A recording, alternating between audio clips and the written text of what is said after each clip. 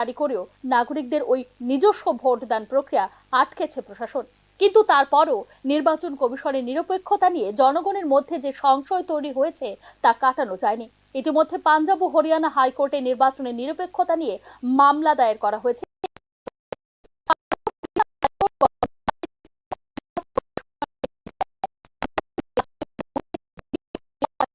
Footage, booth থেকে প্রাপ্ত ভোটের হারের তথ্য মামলাকারীদের হাতে তুলে দিতে হবে।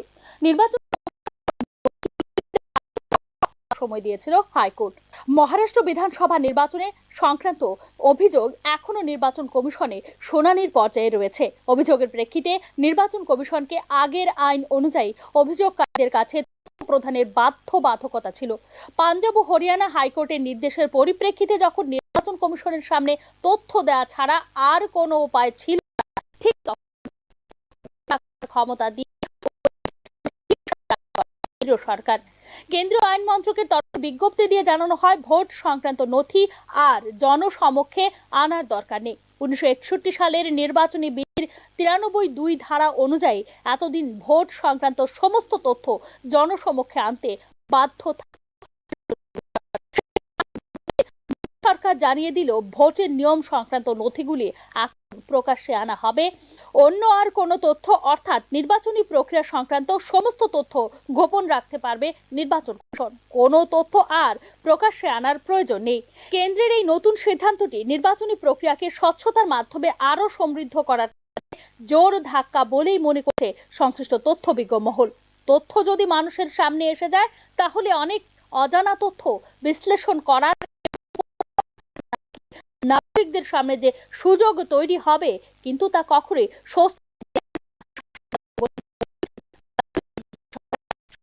সেই তথ্য জোগানে যদি নির্বাচন কমিশন বাধ্য থাকে, তাহলে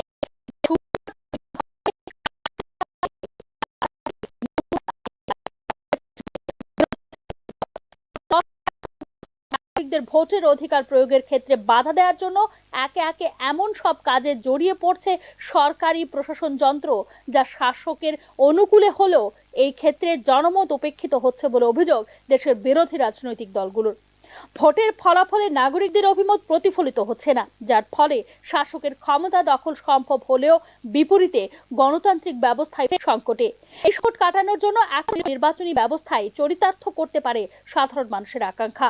এর আগে নির্বাচন কমিশনের নিয়োগের ক্ষেত্রে সুপ্রিম কোর্টের যে নির্বাচনী মণ্ডল গঠনের আইন ছিল, সেই আইনটিও পাল্টে দিয়ে প্রধান বিচারপতির স্থানে মন্ত্রিসভার একজনকে স্থান দিয়েছে কেন্দ্রের নরেন্দ্র সরকার।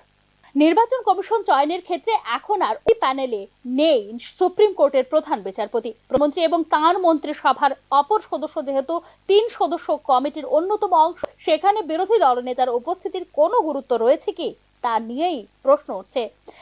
কেন্দ্রীয় সরকারের জারি করা নতুন এই আইনটি লাগু হওয়ার ফলে এখন থেকে আর আদালতের মাধ্যমেও নির্বাচন সংক্রান্ত কোনো তথ্য জানতে পারবে না নাগরিকরা। ভোট কত পড়েছে, কত ভোট গণনা হয়েছে, তখন চাওয়ার অধিকার রইল না তাদের। এর মধ্যে দিয়ে গোটা ব্যবস্থাটিকে স্বচ্ছতার পরিবর্তে ধোঁয়াশাময় করে দেওয়া হলো বলেই মনে করছেন সংশ্লিষ্ট তথ্যবিজ্ঞ মহল। প্রশ্ন উঠেছে, কিসের প্রেক্ষিতে তথ্য জানার কোনো সুযোগ না থাকে, তাহলে মানুষ গণতান্ত্রিক অধিকার কি করে সুরক্ষিত থাকবে? প্রশ্ন উঠছে তা নিয়েও। Bureau report, news now. এদিকে জিবি থেকে বনিকো চৌধুরী পর্যন্ত নতুন করে অটোর পারমিট দেওয়ার বিষয়ে প্রতিবাদ জানিয়ে জমায়েত সংগঠিত করে সামনে তীব্র অসন্তোষ ব্যক্ত করেন ওই এলাকার অটো চালক। আগরতলা পৌর থাকা সত্ত্বেও অবৈধভাবে পরিবহন দপ্তর থেকে কিভাবে নতুন করে পারমিট দেওয়া হচ্ছে, এই নিয়ে প্রশ্ন উঠছে ওই এলাকার অটো চালকদের মধ্যে। তাছাড়া চন্দ্রপুর থেকে আনন্দনগর, গোর্খাবস্তি থেকে অভিচরণ, রাজচন্তায় এসব পঞ্চায়েত এলাকার অটো কিভাবে নতুন করে জিবি থেকে বনিকো চৌধুরী এলাকায় গাড়ি চালানোর পারমিট পেয়েছে, তা নিয়েও তীব্র অসন্তোষ ব্যক্ত করেছেন অটো চালকরা। রুট পাল্টানোর সার্কুলার এখনো সরকারিভাবে বের হয়নি, তবে কি করে সরকারি ঘোষণা ছাড়া রুট পাল্টানোর পারমিট পেয়েছেন চৌধুরীর সঙ্গেও সাক্ষাৎকারে মিলিত হবেন বলে জানানো হয়েছে জিবি ও বনিকো চৌধুরী এলাকার অটো চালকদের পক্ষ থেকে।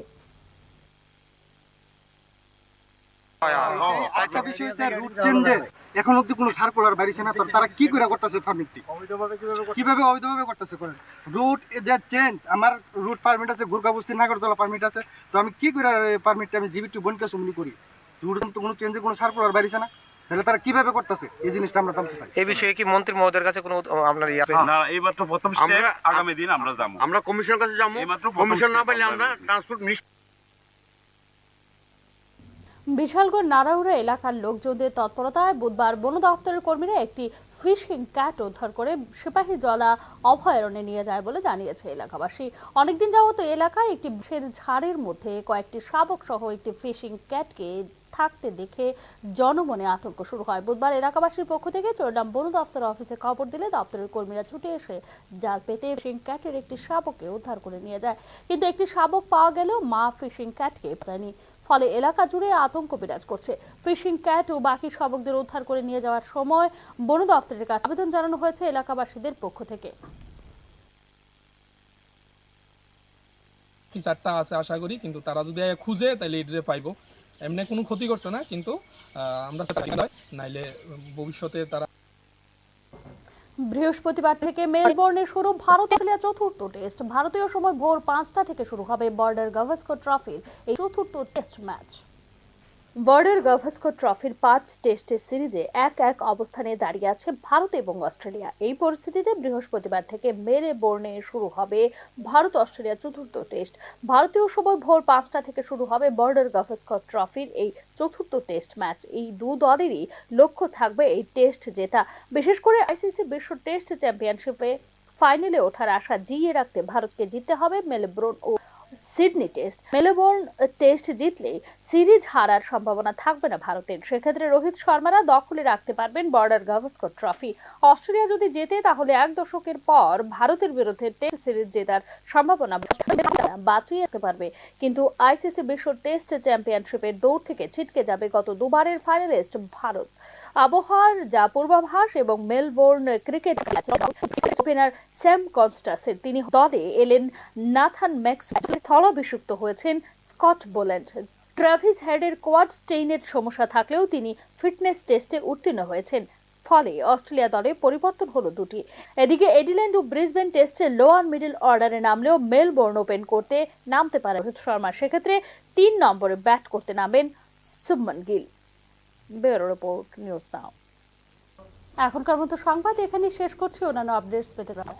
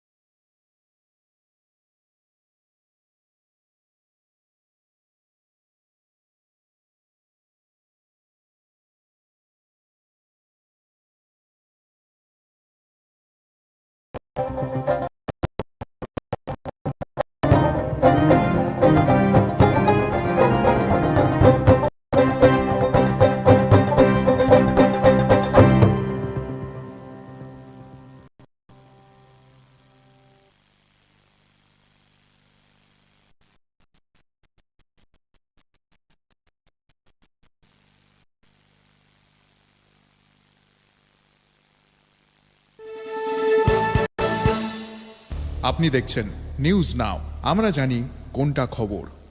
Narayana super speciality hospital Guwahati উন্নত স্বাস্থ্য পরিষেবার সঙ্গে আপনাকে দিচ্ছে cardio science, neuro science, chemotherapy, surgical oncology, pain medicines, orthopaedic, joint gastro service, general transplant, general medicine, pulmonology, ENT, paediatrics. বিশদে জানতে ফোন করুন 8811 888 888 1800 309 0309 এই নম্বরে।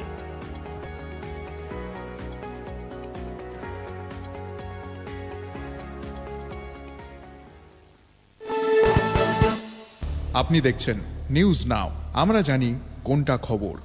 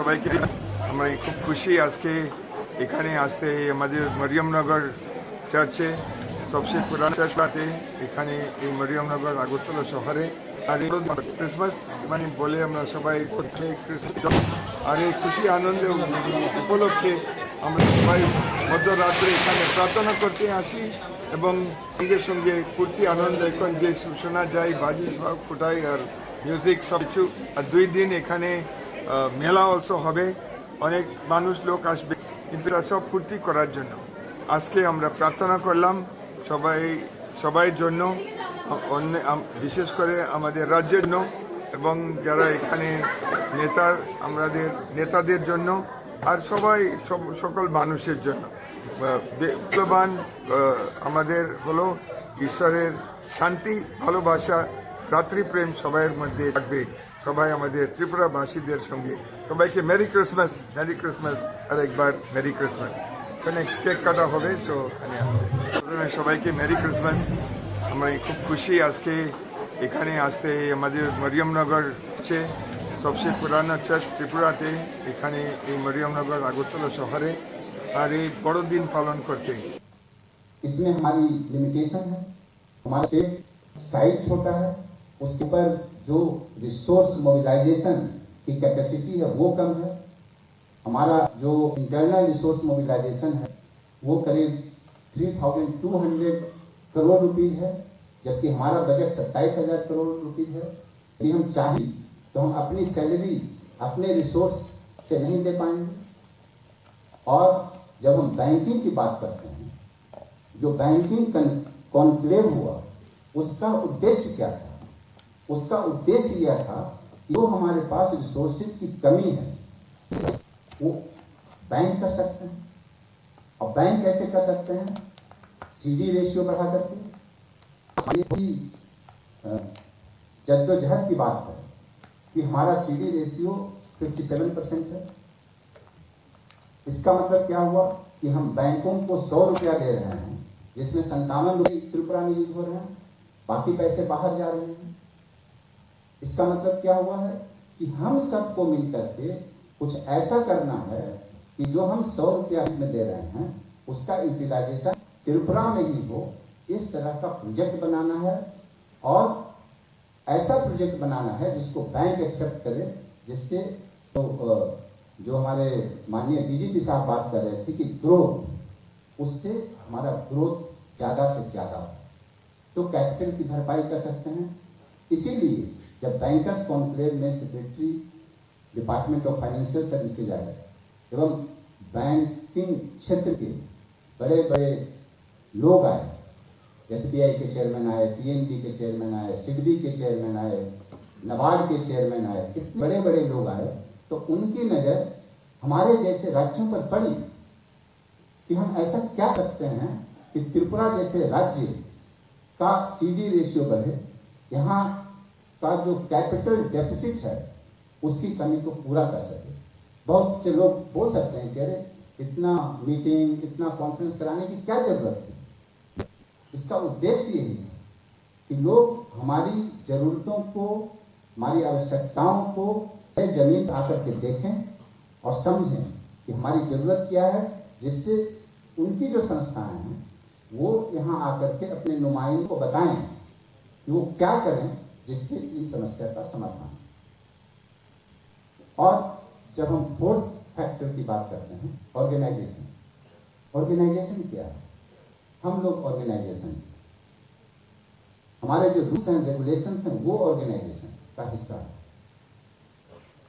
इसके लिए हम क्या कर रहे हैं और ऑर्गेनाइजेशन को ज़्यादा से ज़्यादा सुदृढ़ किया गया यही गुड गवर्नेंस डिपार्टमेंट का गुड गवर्नेंस इथॉस का उद्देश्य है अभी जैसा कि सेक्रेटरी साहब ने कहा जो स्टडी किया गया है रिकमेंडेशन दिया गया है कि जो हमारे रूल्स एंड रेगुलेशंस हैं उसको इम्प्रूव करने का एक तरीका है हम लोगों ने business reforms action plan start किया है बिजनेस रिफॉर्म्स एक्शन प्लान में करीब 321 पॉइंट्स पे हमें रिफॉर्म करना है हमें बताते हुए बहुत खुशी होती है। आप सभी लोगों को मालूम है कि 287 ऐसे पॉइंट्स हैं जिस पर हम लोग रिफॉर्म्स कर चुके हैं और जो department of promotion of industry and internal trade है उसमें हम लोगों की रैंकिंग कर चुका है।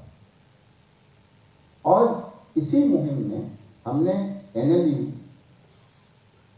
के जो वाइस चांसलर साहब हैं, रजिस्ट्रार साहब यहाँ बैठे हुए हैं, उनको हमने रिक्वेस्ट किया कि हमारे जितने भी लॉज हैं, रेगुलेशंस हैं, रूल्स हैं, उनको आप स्टडी कीजिए, बताइए कि हमारे ग्रोथ में, जो हमारे डेवलपमेंट प्रोसेसेज में कौन बाधा क्रिएट कर रहे हैं, which come in the way of going ahead with the development। जितने रूल्स एंड रेगुलेशन सिंप्लीफाई किए जाएं, जितने रूल्स एंड रेगुलेशंस में कुछ मॉडिफिकेशंस किए जाएं। I am grateful to NLU। उन्होंने लाइन रखा था 1 साल। जब मैंने मीटिंग की थी तो हमने उनको चैलेंजिंग टाइम दिया था, चैलेंजिंग कि गुड गवर्नेंस डे के दिन आपका रिपोर्ट श्रद्धेय मुख्यमंत्री के हाथ में चला जाए, सो दैट हम लोग by the end of this day उसमें कुछ ना कुछ अपना इम्प्लीमेंटेशन करें।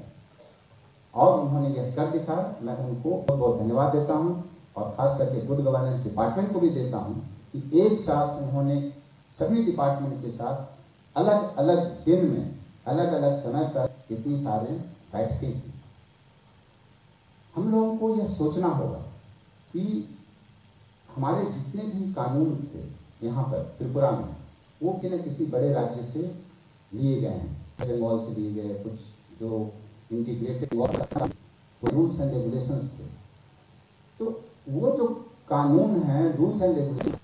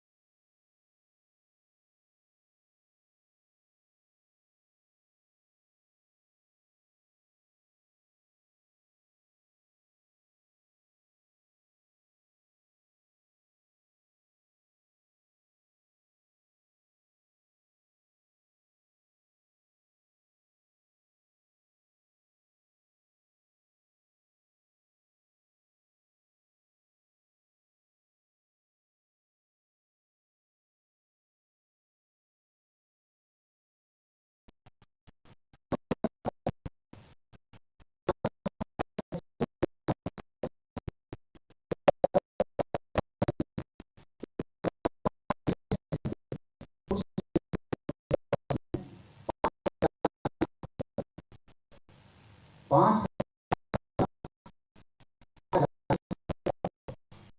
इकोनॉमी, उसकी अर्थव्यवस्था में बिना कुछ किए, बिना कुछ परिश्रम किए, एफर्ट लगाए, वो बहुत कुछ पा रहे हैं। यदि हम अपने अगरतला की तुलना कोलकाता से करें तो कर सकते हैं। हमारे यहाँ 10 दिन भर में हो जाता है 20 ट्रेनें हैं। जो इनकम वो मेनलैंड की जो एक नेचुरल एडवांटेज है, उसके कारण वो अर्थव्यवस्था को बढ़ा सकते हैं, वो हम नहीं कर पा रहे हैं। या अन्य जो हम लोगों ने अपने आप को जकड़ लिया है, वो हम लोग नहीं कर सकते। अब मैं एक छोटा सा उदाहरण आपको देता हूं कि कोई भी ट्रक दिल्ली से चलता है, दिल्ली से यूपी, बिहार, आसाम होते हुए, मेघालय से होते हुए आता है और चुराईबाड़ी में हम उसको देखते हैं। सारे राज्य उसने कोई कानून नहीं तोड़ा और हमारे राज्य में आकर कानून तोड़ना है। मैंने ट्रांसपोर्ट डिपार्टमेंट से, पुलिस डिपार्टमेंट से, फॉरेस्ट डिपार्टमेंट से बार बार रिक्वेस्ट किया है। ये एक उदाहरण है कि आप ये देखिए, ऐसे ही कोई आना नहीं चाह रहा है। वो इसलिए नहीं कि हम लोग खराब हैं, वो इसलिए क्योंकि दूर है।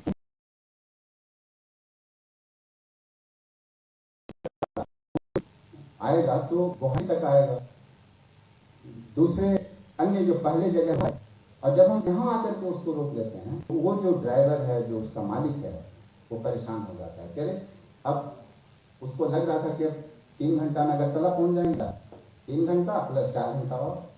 अभी कुछ ही दिनों पहले मैं धर्मनगर गया था, चुराईवाड़ी भी गया था। मुझे बहुत अच्छा नहीं लगा कि वहाँ कम से कम 50 ट्रक लाइन लगा करके खड़ा हुआ है। हमें तो उस गेट पर एक वेलकम गेट बनाना चाहिए हमारे टूरिज्म डिपार्टमेंट द्वारा कि वेलकम टू त्रिपुरा।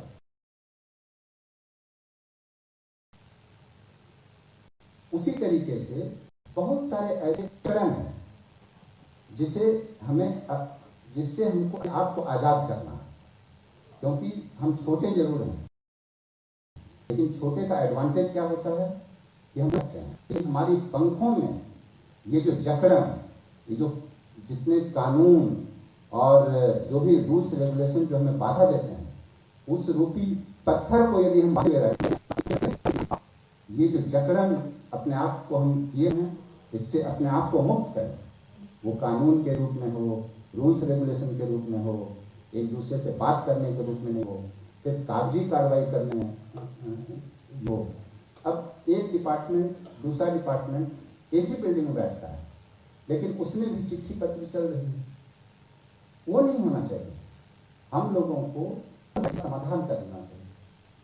तो यदि हम ऐसा करेंगे तो ये जो ऑर्गेनाइजेशन जो फैक्टर है उसमें स्वाभाविक है वृद्धि होगी।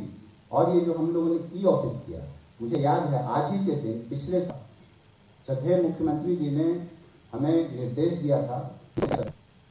बड़े ही गौरव की बात है कि आज पंचायत स्तर तक चला ही नहीं गया है, वहाँ काम हो रहा है और इसकी देश में भूरी भूरी प्रसन्न हो रही है कि त्रिपुरा देश का पहला राज्य है जहाँ कैबिनेट से लेकर पंचायत तक e office digital way of working हो गया। तो उससे बहुत सारे फायदे हुए हैं और आप सभी देख रहे हैं। और मैं गारंटी के साथ कह सकता हूं कि जब भी मैं आप लोगों से बात करता हूं और मैं बोलता हूं कि नहीं चलिए अब फिजिकल फाइल की ओर से, आप ही लोग मना कर देते हैं कि नहीं सर ये बहुत अच्छा, ये बहुत खुशी की बात है। लेकिन डिजिटल वे ऑफ वर्किंग से काम नहीं सिर्फ होगा, अब हमको डिजिटल वे ऑफ थिंकिंग, सोच में हमको परिवर्तन लाना है। और यदि हम, और मुझे बहुत ही खुशी होती है कि गुड गवर्नेंस डिपार्टमेंट ने इतने सारे कदम उठाए हैं। अभी जैसे डिजिटल गुड गवर्नेंस इंडेक्स का उद्घाटन हुआ, तो जितने भी डिस्ट्रिक्ट मजिस्ट्रेट्स यहाँ बैठे हुए हैं तो उनका क्या परफॉर्मेंस है, कहाँ कमी है, क्या करना चाहिए, सब कुछ पता चलेगा। उसी तरीके से मुख्यमंत्री समिति जो श्रद्धेय मुख्यमंत्री जी की का इनिशिएटिव है, पायनियरिंग इनिशिएटिव है, उन्होंने कहा है अब डिजिटल माध्यम से लोगों की सुनी जा सकती है। इसी तरीके से उन्होंने बहुत सारे जो स्टडी हैं, जैसे प्रधानमंत्री आवास योजना का स्टडी किया, उसी तरीके से जो हमारी जो ई ऑफिस हमने किया है उसका third party assessment national institute of smart governance से करवा रहे हैं, नीति आयोग भी कर रहा है। तो उन्होंने बहुत सारे ऐसे कदम उठाए हैं बहुत ही कम दिनों में, जो निश्चित रूप से सराहनीय है। और मुझे पूरा विश्वास है ये जो कुछ भी काम कर रहा है, यहाँ जितनी बड़ी टीम है और इनके आप सभी सदस्य हैं, आप लोगों के सहयोग से ही हो रहा है। और मुझे पूरा विश्वास है ये सहयोग है आने वाले दिनों में भी कायम रहेगा। और मुझे पूरा विश्वास है कि जिस एस्पिरेशन के साथ हम लोग विकसित त्रिपुरा की बात कर रहे हैं, तो लैंड, लेबर, कैपिटल और ऑर्गेनाइजेशन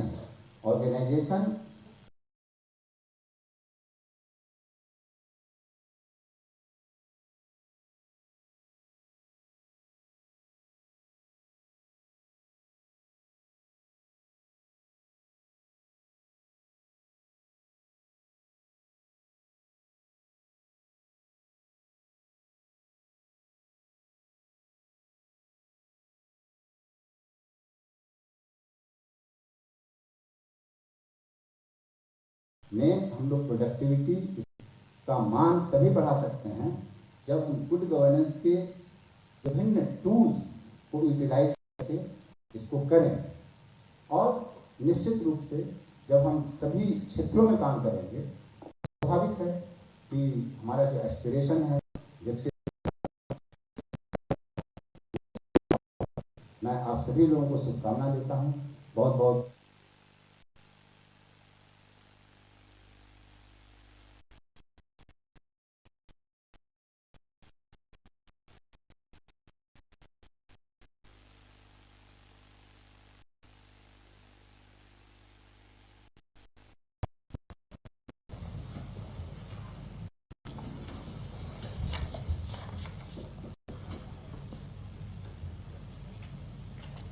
সবাইকে নমস্কার।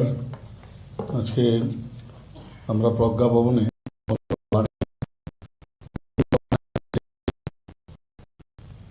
এখানে আমরা যাকে সুশাসন দিবস বাংলাদেশ বলে উদযাপন করছি, সেই উপলক্ষে আমাদের মাঝে উপস্থিত আছেন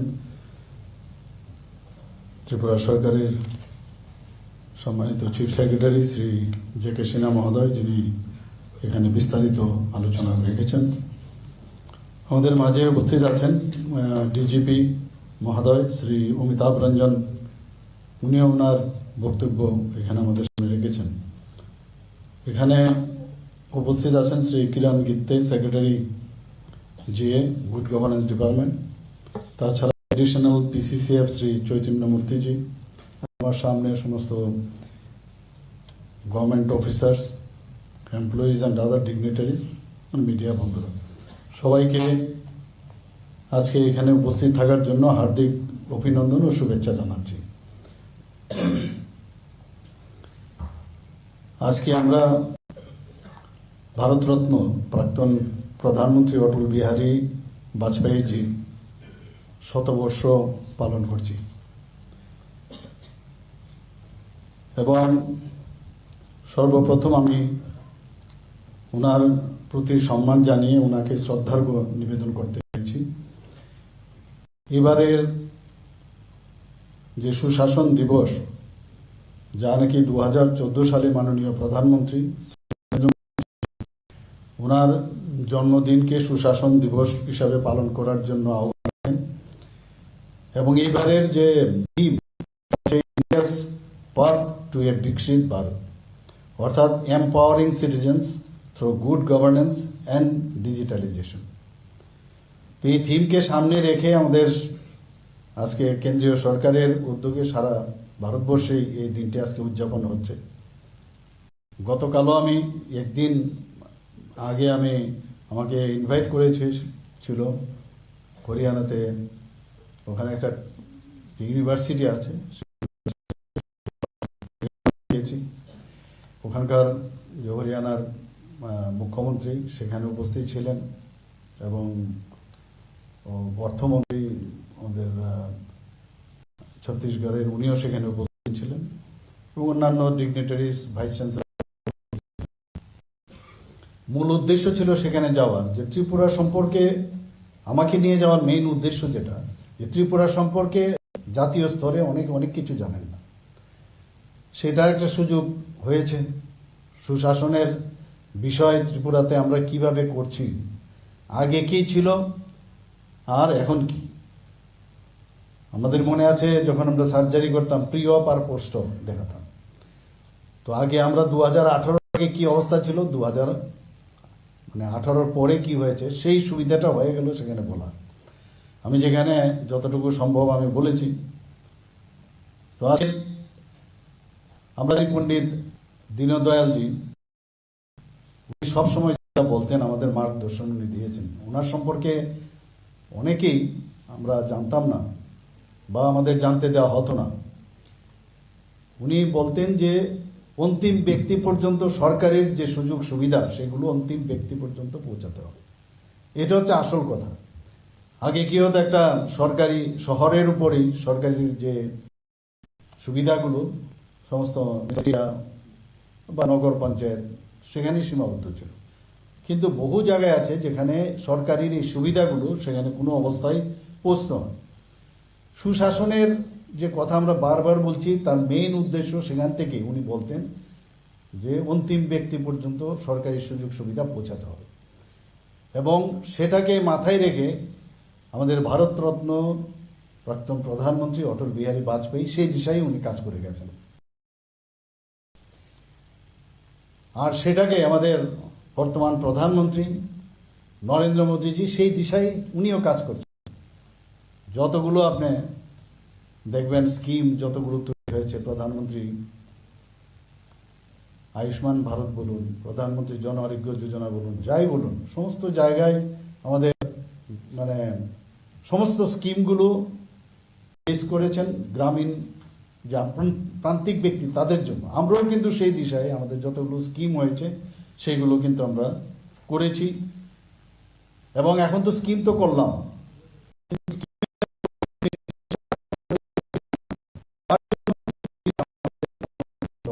আপনারাও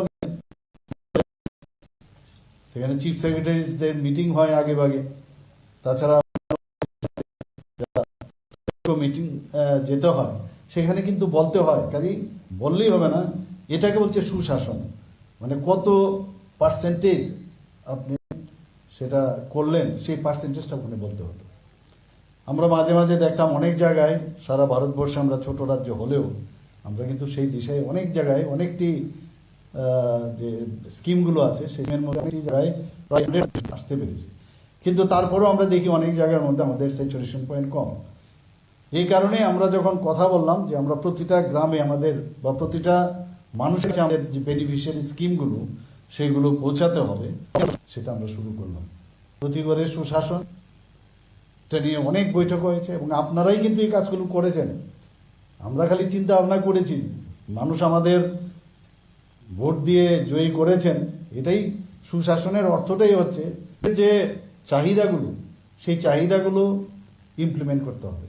এবং সেটা যখনই আমি বলি আমি আপনাদেরকে আমি বলবো, এখন পর্যন্ত যতগুলো আপনারা কিন্তু ভালোভাবে কাজ করেছেন, একটা কনফিডেন্স একটা বিল্ড আপ হয়েছে। এর জন্য যেটা আমাদের চিফ সেক্রেটারি মহোদয় বলটা করেছেন যে G20 থেকে আরো করে G20 একটা অংশও কিন্তু আমরা এখানে করি, সেখান থেকে কিন্তু আমাদের শুরু হয়েছে, ন্যাশনাল লেভেলে বলুন, ইন্টারন্যাশনাল লেভেলে হোক, এবং আমাদের পারদর্শিতা সেটা কিন্তু আমরা বুঝাতে পেরেছি সেখান থেকে আমাদের সেই কনফিডেন্সটা কিন্তু বেড়ে গেছে অনেক। S20 আমাদের দেওয়া হয়েছিল, সায়েন্স 20, কিন্তু এতে করে বাইরের থেকে বিদেশ থেকেও বহু লোক এসছে, তাদের থাকা খাওয়া ব্যবস্থা। কিন্তু অর্থ কি, এই যে যদি আজকে GSDP এখানে না বাড়ে, অর্থনীতির সাথে সামাজিক উন্নয়নেরও একটা মান উন্নয়নেরও একটা বিরাট সম্পর্ক রয়েছে। তার জন্য তারা যে এসছে, তাদের থাকা খাওয়া, এবং তারা কোথায় আমাদের যে বিভিন্ন যেসব পর্যটন কেন্দ্রগুলো আছে, আমাদের ত্রিপুরার যে পটেনশিয়াল যে বিষয়গুলো, সেইগুলো ওনাদের সামনে আমরা রাখতে পেরেছি। ইনভেস্টার্স পরবর্তী সময় এসছে এখানে, আমাদের বাঁশ বেত, আমাদের যে ট্যুরিজম সেক্টরই হোক, আমাদের এখানে পাইনাপলসের বিষয় হোক, জ্যাকফ্রুটের বিষয় হোক, আমাদের সমস্ত এগ্রিকালচার প্রোডাক্ট সম্পর্কে ওরা জানতে পেরেছে। আমাদের যে কালচার, আমাদের জনজাতিদের এখানে 19 ট্রাইবস, কে জানে, কেউই তো জানতো না, ভারতবর্ষের বাইরে অনেক, আমরা ত্রিপুরার লোকে অনেকে জানতো না। তো এই যে বাইরের থেকে আসলো, তাতে আমাদের GSDP অনেক বেড়েছে, পার ক্যাপিটা অনেক ইনকাম অনেক বেড়েছে। সেদিন আমি বলেছি 1,77,000 এখন আমাদের এখানে পার ক্যাপিটা ইনকাম প্রতিজনের। তো অনেক জাম্প করেছে একটা। তো এটা যদি বাড়তে হয়, আমাদের যারা বাইরের থেকে আসবে তাদের থেকে আমাদের নিতে হবে, এবং আমাদের যে রাবারি হোক, আমাদের আগর হোক, আমাদের চা ক্ষেত্রেই হোক, সব দিকে আমাদের যে প্রোডাক্টগুলো আছে সেইগুলো নিয়ে ওনাদের কাছে রাখলে, যখন আর্থসামাজিক উন্নয়ন হবে, তাহলে ওই প্রান্তিক ব্যক্তির কাছে আমরা তবেই সমস্ত বেনিফিশিয়ারি স্কিম আমরা নতুন নতুন বানাতে পারব। মুখ্যমন্ত্রী যে আপনার প্রধানমন্ত্রী জন আরোগ্য যোজনার মতো আমরা মুখ্যমন্ত্রী জন আরোগ্য যোজনা করেছি, বছরে প্রতিটা পরিবারকে দেওয়া, আরো বেশি কিছু আরো নতুন নতুন করতে পারবো। যখন আপনার কাছে আপনার টাকশালে পয়সা থাকবে তবেই সম্ভব হবে। এবং এই যে আমাদের যোগ্য, সেটা কিন্তু আপনাদের ডিসিশন নেব, কিন্তু ইমপ্লিমেন্টেশন আপনাদেরই করতে হবে। এখানে আমি মাঝে মাঝে দেখি গুড গভর্নেন্সের সাথে আইন শৃঙ্খলা একটা বিশেষ একটা রিলেশন আছে, যে কারণে আমি এটার উপর বেশ গুরুত্ব সহকারে আমি দেখি। মাননীয় প্রধানমন্ত্রী নরেন্দ্র মোদীজির যে আশীর্বাদ এবং ওনার যে চিন্তাধারা, যে অ্যাক্ট পলিসি, এবং আমাদের যিনি স্বরাষ্ট্রমন্ত্রীজি উনি এসেছিলেন কিছুদিন আগে, আপনারা সবাই জানেন, অমিত শাহজি, 12টার মতো অ্যাকর্ড হয়েছে নর্থ ইস্টার্ন রিজনে। আমার মনে আছে আগে আমরা নর্থ ইস্টে গুয়াহাটিতে রেলওয়ে স্টেশনে কখন বোম যখন অ্যাকর্ড হলো, এবং ত্রিপুরাতে কিছুদিন আগে টিটিএফ এবং এলএফটির সাথে হলো, এখন বলা যায় যে ত্রিপুরা সন্ত্রাস মুক্ত ত্রিপুরা আসতে পারতো। কিন্তু আমি জানি না আপনারা জানেন কিনা, সেদিন মাননীয় গৃহমন্ত্রীজি বলছিলেন যে নর্থ ইস্ট, এই যে অষ্টলক্ষ্মী নাম দিয়েছে মাননীয় প্রধানমন্ত্রীজি, সেটা 2 গুণ বেশি তার আয়তন এই উত্তরপ্রদেশ থেকে। এবং ভগবান ঈশ্বর এত ব্লেসিং এখানে দিয়ে রেখেছে প্রকৃতিতে, এত এখানে পটেনশিয়াল আছে। ছিলেন যদি এখান থেকে আগামী দিনের যে জিডিপি বাড়তে হয়, এখানেই শুরুয়াত হবে। তো আমাদের যদি এতদিন ধরে কিন্তু কেউ এটা দেখেনি, প্রধানমন্ত্রী আসার পর সেটা কিন্তু শুরু হয়েছে। আজকে আপনি দেখুন রাস্তাঘাট এভরিথিং এখন মানে কত কোন জায়গায় গেছে। আগে একটা পাতলা একটা গলির মতো মনে হতো, যেতাম আমরা, আর সেই জায়গার মধ্যে এখন 6টা ন্যাশনাল হাইওয়ে আরও হচ্ছে, আরও একটা এর মধ্যে হলো আউট অফ 4 প্রিন্সিপাল যে উনি স্বীকৃতি দিয়েছিলেন, তার মধ্যে আরেকটা হচ্ছে। সমস্ত জায়গায় কানেক্টিভিটি এত বেড়ে গেছে এখানে। তো মানুষ এখন আসছে এখানে, রেলওয়ে হচ্ছে, আমাদের এয়ারপোর্ট হচ্ছে। তো এইগুলো মানুষের দরবারে, এবং বাংলাদেশের সাথে আমি নিশ্চিত এটা সাময়িক, বাংলাদেশের সাথে যখন আমাদের চিটাগাং এয়ারপোর্ট, চিটাগাং পোর্ট যখন সেটাকে অ্যাপ্রোচ হবে, তো এটা সাউথ ইস্ট এশিয়া প্রবেশদ্বার হবে। এবং শুধু তাই নয়, নর্থ ইস্টের জন্য এটা একটা গেটওয়ে হচ্ছে। তো ওয়েট করতে হবে, সময়ের সাথে আমাদের চলতে হবে। যেখানে এই আমাদের যে এনএসির বৈঠক হলো, সত্যি আপনাদেরকে আমি ধন্যবাদ দেব। আমি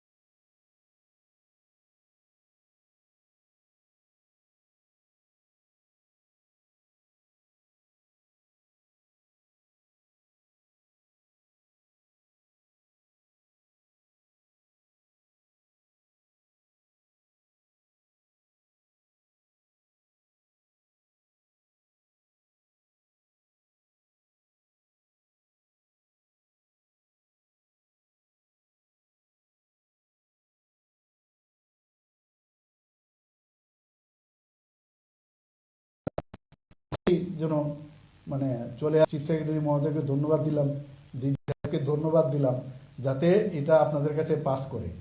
যে এত খুশি হয়েছি আমি, এত ভালো লাগলো। সেম যখন যখন আমরা এই জিনিসটা কাজ করি, এটা সম্ভব হয়েছে। অনেক যারা গভর্নর, মুখ্যমন্ত্রীরা, তারাও কিন্তু ত্রিপুরা সম্পর্কে মানে কিছুই ধারণা ছিল না। তো আমি আশা করি আমাদের গুড গভর্নেন্স বলতে আমি সহজ সরল যেটা বুঝি, যে একটা লোকের স্বাস্থ্যের প্রয়োজন, তার স্বাস্থ্য কীভাবে দেওয়া। এখন এটা তো আমি বলবো, আপনারা আপনাদের মতো করে আপনাদের সেই কাজ আপনারা করেন। যখন আমি বলি যে এখানে স্বাস্থ্যের প্রবলেম হচ্ছে, ওই হসপিটালে আজকে ওখানে ডিস্ট্রিক্ট হসপিটালে আমার ট্রমা সেন্টার খুলতে হবে, বাকি কিন্তু আপনাদের করতে হচ্ছে। এবং এই যে করার মধ্যে তার স্পিড, গতিশীলতা, সেটা কিন্তু আপনাদের করতে হবে। এবং সেটা আপনারা করেন, আমি মনিটর মাঝে মাঝে করি, এবং সেটা আমার করা দরকার। কারণ সময় চলে যাচ্ছে, সময় কম, আরও বেশি করে স্পিডলি আমাদের কাজ করতে হবে। আমাদের আর্থিক বিষয়গুলো আমরা দেখবো, নিশ্চয়ই দেখবো, কিন্তু আর গুড গভর্নেন্সের আরেকটা বিষয় হচ্ছে, যেটা আমাদের অটলজি সবসময় যেটা নজর দিতেন, সেটা হচ্ছে যে দুর্নীতিমুক্ত প্রশাসন। দুর্নীতিমুক্ত প্রশাসন সমস্ত জায়গায় রন্ধ্রে রন্ধ্রে যদি সেটা আমাদের মানে মুক্ত হই, তবেই কিন্তু মানুষে আমাদের আজকে মানুষ আমাদের উপর আস্থাটা কেন রাখছে, যে যখন ইলেকশনে যাব, তখন কিন্তু এই আস্থার উপর ভিত্তি করে আমরা যাব। এবং তার জন্য আপনারাও কিন্তু একটা বিশেষ, আমার মনে হয় একটা রোল আছে আপনাদের। এবং আমি আশা যে এখানে আপনারা যেভাবে কাজ করছেন, এবং আমাদের কাছে এত বড় একজন ব্যক্তি, এত বড় মানে প্রকট আমি বলবো একজন লেখক, কবি, উনার আজকের এই 100 বছরের জন্মদিনে আমরা অনেক কিছু কিন্তু শপথ নেওয়া উচিত। উনি যেভাবে চিন্তা ভাবনা করেছেন, রাষ্ট্রবাদী চিন্তাধারায় দেশকে, এবং সবাই ওনাকে ভালোবাসতেন, যে কোনো পার্টিরই হোক ওনাকে কিন্তু সবসময় ওনাকে সম্মান সবাই দিয়েছেন। আমরা জানি যে সাংবাদিকতার সাথে উনি যুক্ত ছিলেন, রাষ্ট্রধর্ম পালনের জন্য বীর অর্জুন নামক সংবাদপত্রের উনি সম্পাদনাও করেছেন, এবং স্বাধীনতা সংগ্রামে যোগদান করেছিলেন। ভারত ছাড়ো আন্দোলন উনি কারাবরণ করেছিলেন। তিনি সংসদীয় দলের নেতা, পরে প্রধানমন্ত্রী হয়েছেন, তিনবার প্রধানমন্ত্রী হয়েছেন, 13 মাসে এবং পূর্ণ সময়ের জন্য 3 বার। এইরকম ইতিহাস আমার মনে হয় না আর কখনো আমরা দেখেছি বা শুনবো। আমরা আমাদের বাজপেয়ীজি 10 বার লোকসভা এবং 2 বার রাজ্যসভা সদস্য হিসাবে নির্বাচিত হন, এবং 1975 থেকে 1977 সাল পর্যন্ত যখন জরুরি অবস্থায় তিনি প্রচণ্ড তীব্র বিরোধিতা করেন, এবং এর ফলস্বরূপ ওনাকে জেলও যেতে হয়েছিল। এবং আমরা সবাই জানি যে নামে অটল, সত্যি কাজেও কিন্তু অটল। আমরা যখন সফল পরমাণু পরীক্ষা এবং কার্গিল যুদ্ধের সময় আমরা ওনার দৃঢ় সংকল্প আমরা দেখতে পেয়েছি, এবং ভারতকে একটা অগ্রণী রাষ্ট্রের মধ্যে উনি সেইভাবে প্রতিষ্ঠিত করেছিলেন।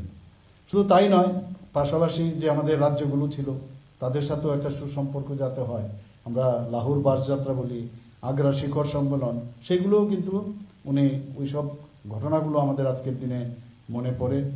এবং ওনার যে বিষয়গুলো প্রথমে আগে আমরা দেখতে পারিনি, যে স্বর্ণালী ত্রিভুজ, রাষ্ট্রীয় রাজমার্গ পরিযোজনা, প্রধানমন্ত্রী গ্রাম সড়ক যোজনা আজকাল আমরা বলি খুব, কিন্তু ওনারই এই সময়ে সেটা তৈরি হয়। টেলিযোগাযোগ, আইটি এবং বিদ্যুৎ সেক্টরগুলোতে ওনার শুধু তাই নয়, 3টা রাজ্য ছত্তিশগড়, ঝাড়খণ্ড এবং উত্তরাখণ্ড, 3টা রাজ্য ওনার সময় কিন্তু গঠিত হয়েছিল।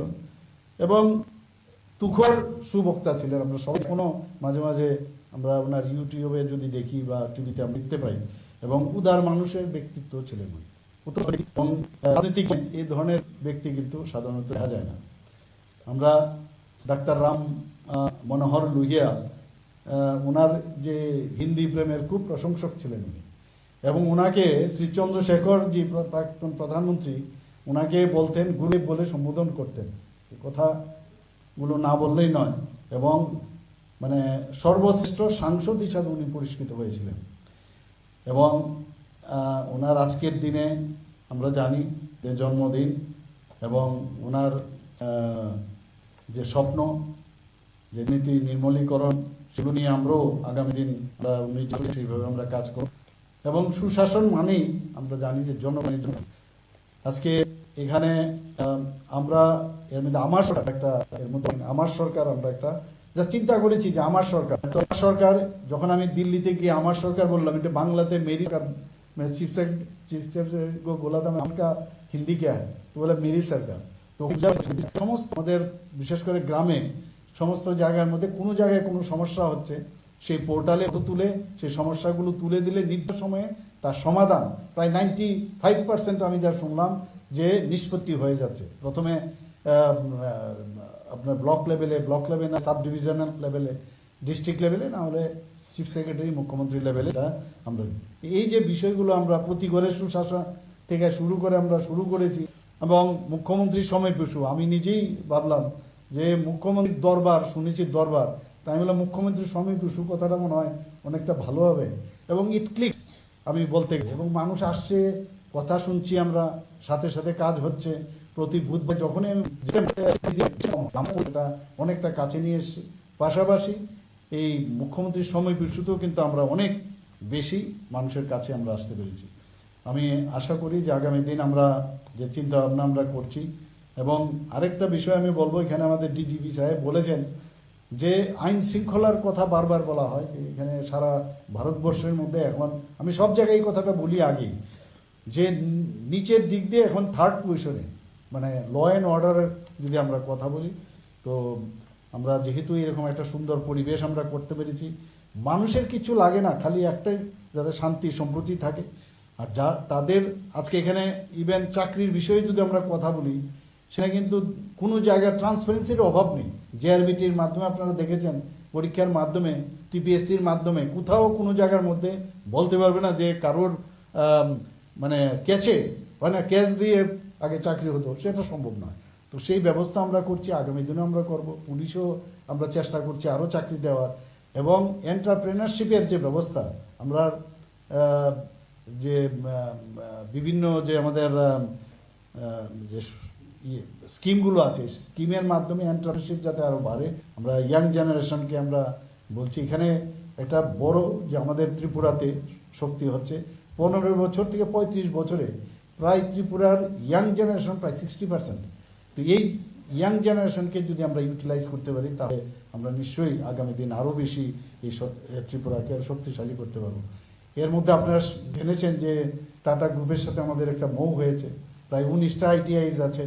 এগুলো খুবই দুর্বল অবস্থায় ছিল, সেই আইটিআই এর মাধ্যমে এখন, কারণ এখন কম্পিউটার বেসড সেখানে ওরা ট্রেনিং দেবে, সেখানে 5000 যারা মানে ট্রেনিং নিয়ে পাশ করবে তারা বেরিয়ে পড়বে, এবং তাদেরকে ওনারাই অ্যাবজর্ব করবে, শুধু ইন্ডিয়াতে না বা আমাদের রাজ্য না, বিভিন্ন জায়গায় ওনারা অ্যাবজর্ব করবেন। সেইভাবে অনেকগুলো আমরা এখানে ইউনিভার্সিটি, প্রায় 6টার মতো ইউনিভার্সিটি, শিক্ষাক্ষেত্রেই বলুন, স্বাস্থ্যের ক্ষেত্রেই বলুন, আমাদের খেলাধুলার ক্ষেত্রেই বলুন, সমস্ত যে স্পোর্টস ডিপার্টমেন্টই বলুন, সর্বক্ষেত্রে কিন্তু আমরা ইভেন আমাদের যে পশুপালন বিভাগ আছে সেখানেও আপনি বলুন, মাধ্যমে গুড গভর্নেন্সের মাধ্যমে ত্রিপুরার জিডিপি বাড়ুক, এবং যে এসএইচজি গ্রুপ মহিলাদের জন্য আমরা অনেক কাজ করেছি।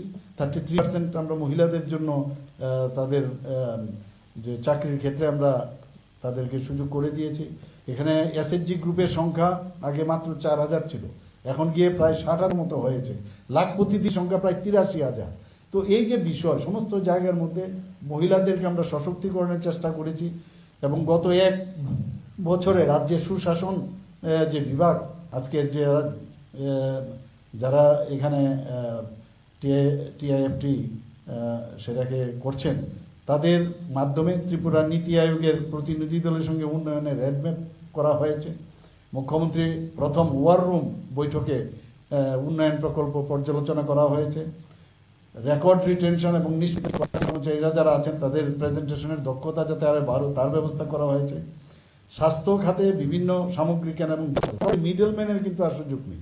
মাননীয় প্রধানমন্ত্রী যে একটা জিনিস করেছে, যদি 100 টাকা দিল্লির থেকে পাঠায়, 100 টাকায় কিন্তু মানুষের যে অন্তিম ব্যক্তি আমরা বলি, প্রতিটা মানুষের 100 মাঝখানে আর কোনো দালাল আর কেউ থাকবে না।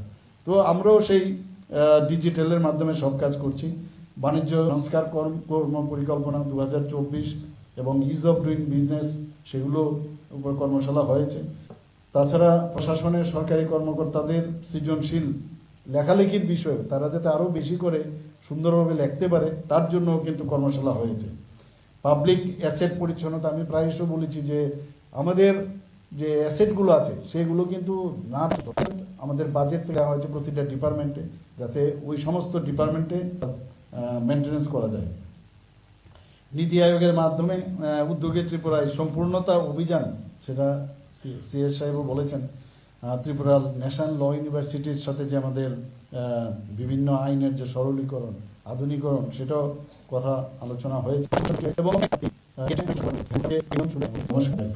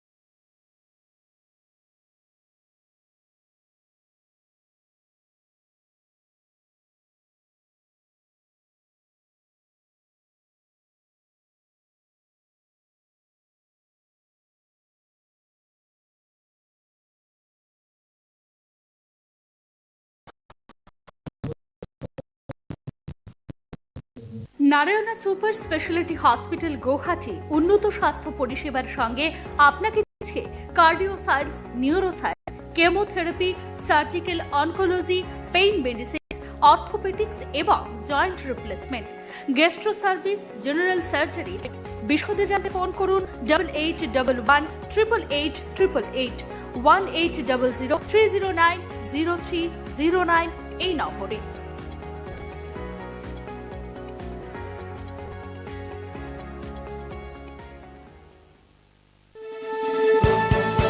আপনি দেখছেন নিউজ, আমরা জানি কোনটা খবর।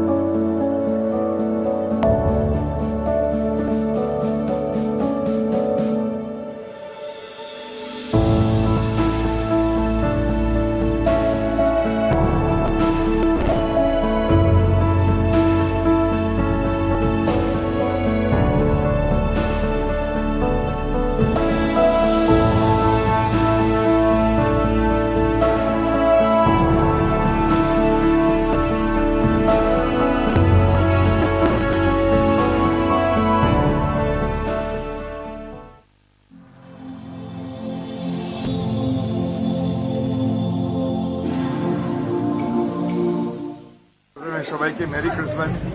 আমরা খুব খুশি আজকে এখানে আসতে, আমাদের মরিয়মনগর চার্চে, সবচেয়ে পুরানো চার্চ ত্রিপুরাতে, এখানে এই মরিয়মনগর আগরতলা শহরে, আর এই বড়দিন পালন করতে। ক্রিসমাস মানে বলে আমরা সবাই বড়দিন, আসলে ক্রিসমাস মানে যীশু খ্রিস্টের জন্মদিন। আর এই খুশি আনন্দ উপলক্ষে আমরা সবাই মধ্যরাত্রে এখানে প্রার্থনা করতে আসি এবং সঙ্গে সঙ্গে ফুর্তি আনন্দ এখন যে শোনা যায়, বাজি সব ফুটাই আর মিউজিক সব কিছু। আর 2 দিন এখানে মেলা অলসো হবে, অনেক মানুষ লোক আসবে, কিন্তু এটা সব ফুর্তি করার জন্য। আজকে আমরা প্রার্থনা করলাম সবাই জন্য, বিশেষ করে আমাদের রাজ্যের জন্য এবং যারা এখানে নেতাদের জন্য, আর সকল মানুষের জন্য। মূল্যবান আমাদের হলো ঈশ্বরের শান্তি, ভালোবাসা, ভ্রাতৃপ্রেম সবাইয়ের মধ্যে থাকবে। সবাই আমাদের ত্রিপুরাবাসীদের সঙ্গে সবাইকে মেরি ক্রিসমাস, মেরি ক্রিসমাস, আর একবার মেরি ক্রিসমাস। এখানে কেক কাটা হবে, সো এখানে আসছে সবাইকে মেরি ক্রিসমাস। আমরা খুব খুশি আজকে এখানে আসতে, আমাদের মরিয়মনগর চার্চে, সবচেয়ে পুরানো চার্চ ত্রিপুরাতে, এখানে এই মরিয়মনগর আগরতলা শহরে, আর এই বড়দিন পালন করতে। ক্রিসমাস মানে বলে আমরা সবাই বড়দিন, আসলে ক্রিসমাস মানে যীশু খ্রিস্টের জন্মদিন।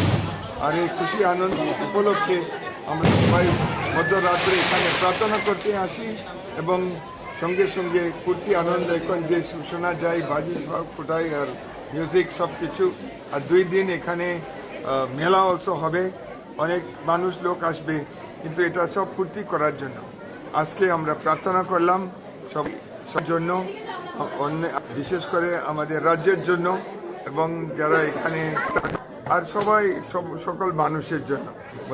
মূল্যবান আমাদের হলো ঈশ্বরের শান্তি, ভালোবাসা, ভ্রাতৃপ্রেম সবাইয়ের মধ্যে থাকবে। সবাই ত্রিপুরাবাসীদের সঙ্গে সবাইকে মেরি ক্রিসমাস, মেরি ক্রিসমাস, আর একবার মেরি ক্রিসমাস। এখানে কেক কাটা হবে, সো এখানে আসছে। আপনি দেখছেন নিউজ নাও, আমরা জানি কোনটা খবর।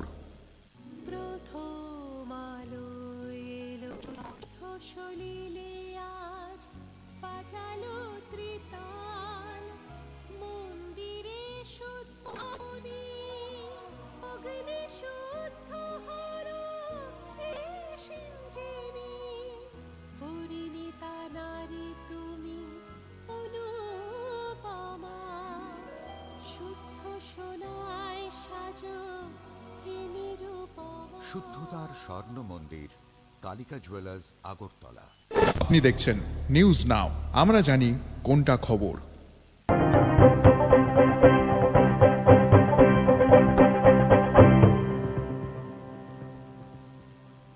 নমস্কার, আপনারা দেখছেন নিউজ নাও। আমি রয়েছি সংযুক্তা। চোখ রাখবো এই মুহূর্তের সংবাদে। তবে সংবাদে যাওয়ার আগে সমস্ত রাজ্যবাসীকে নিউজ নাও এর পক্ষ থেকে মেরি ক্রিসমাস। ১৭তম জন্ম শতবর্ষে প্রাক্তন প্রধানমন্ত্রী অটল বিহারী বাজপেয়ীকে শ্রদ্ধা জ্ঞাপন করে মুখ্যমন্ত্রী ডক্টর মানিক সাহা সুশাসনের দিশারি হলেন প্রধানমন্ত্রী ভারতরত্ন অটল বিহারী বাজপেয়ী বলে প্রতিক্রিয়া দিয়েছেন মুখ্যমন্ত্রী ডক্টর মানিক সাহা।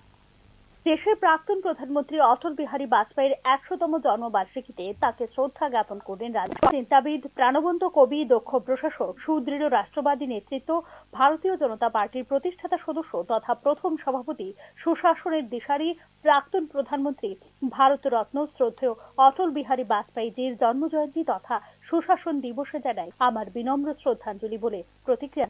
রাষ্ট্র নির্মাণে এই মহান বিভূতির অবদান চিরকাল প্রেরণা যোগাবে বলেও প্রতিক্রিয়া দিয়েছেন মুখ্যমন্ত্রী। ১৯২৪ সালের ২৫ ডিসেম্বর মধ্যপ্রদেশের গোয়ালিয়রে জন্মগ্রহণ করেন অটল বিহারী বাজপেয়ী। মাত্র ১৮ বছর বয়সে ব্রিটিশের বিরুদ্ধে ভারত ছাড়ো আন্দোলনে যোগ দেওয়া বাজপেয়ী ১৯৯৬ সালে প্রথমবারের মতো নির্বাচিত হন ভারতের প্রধানমন্ত্রী হিসেবে। কিন্তু কোয়ালিশন যুগের রাজনীতির প্যাঁচ ঘষে ১৩ দিনের বেশি টেকেনি তার সরকার। ১৯৯৮ সালে ফের প্রধানমন্ত্রিত্ব পেয়ে শাসনভার। সংসদে মাত্র ১ ভোটে হেরে পতন হয় বাজপেয়ীর। কিন্তু ততদিনে নেতা হিসেবে নিজেকে প্রতিষ্ঠিত করেন অটল বিহারী বাজপেয়ী। ১৯৯৯ সালে তার দ্বিতীয় সরকার পরে যাওয়ার কিছু মাস ফের ক্ষমতা আসেন বাজপেয়ী এবং তার এই তৃতীয় ইনিংস চলে পুরো মেয়াদ, অর্থাৎ ২০০৪ সালের লোকসভা নির্বাচনে অপ্রত্যাশিতভাবে পরাজিত হওয়া পর্যন্ত। বাজপেয়ী ছিলেন ভারতের ১০ম প্রধানমন্ত্রী এবং তার শাসনকালে ভারতের রাজনীতি কোয়ালিশন অস্থিরতার দিন থেকে বেরিয়ে পুনরায় স্থিতিশীলতার মুখ দেখে এবং সেটা বাজপেয়ীর নেতৃত্বের কারণেই সম্ভব হয়েছে বলে মনে করেন রাজনৈতিক বিশ্লেষক মহল। দেশের প্রথম অকংগ্রেসি প্রধানমন্ত্রী হিসেবে পূর্ণ মেয়াদ অতিক্রমে ভারতীয় রাজনীতিতে এক উন্নত বিকল্পের সন্ধান দেন অটল বিহারী বাজপেয়ী। ভারতীয় জনতা পার্টির পরিপন্থী একটি রাজনৈতিক দলের সদস্য হয়েও নিজেকে এক উদারবাদী নেতা হিসেবে প্রমাণিত করতে পেরেছিলেন অটল বিহারী বাজপেয়ী এবং তার কারণে সমস্ত রাজনীতির ঊর্ধ্বে উঠে এক রাষ্ট্র রেখেছিলেন তিনি। পরিকাঠামো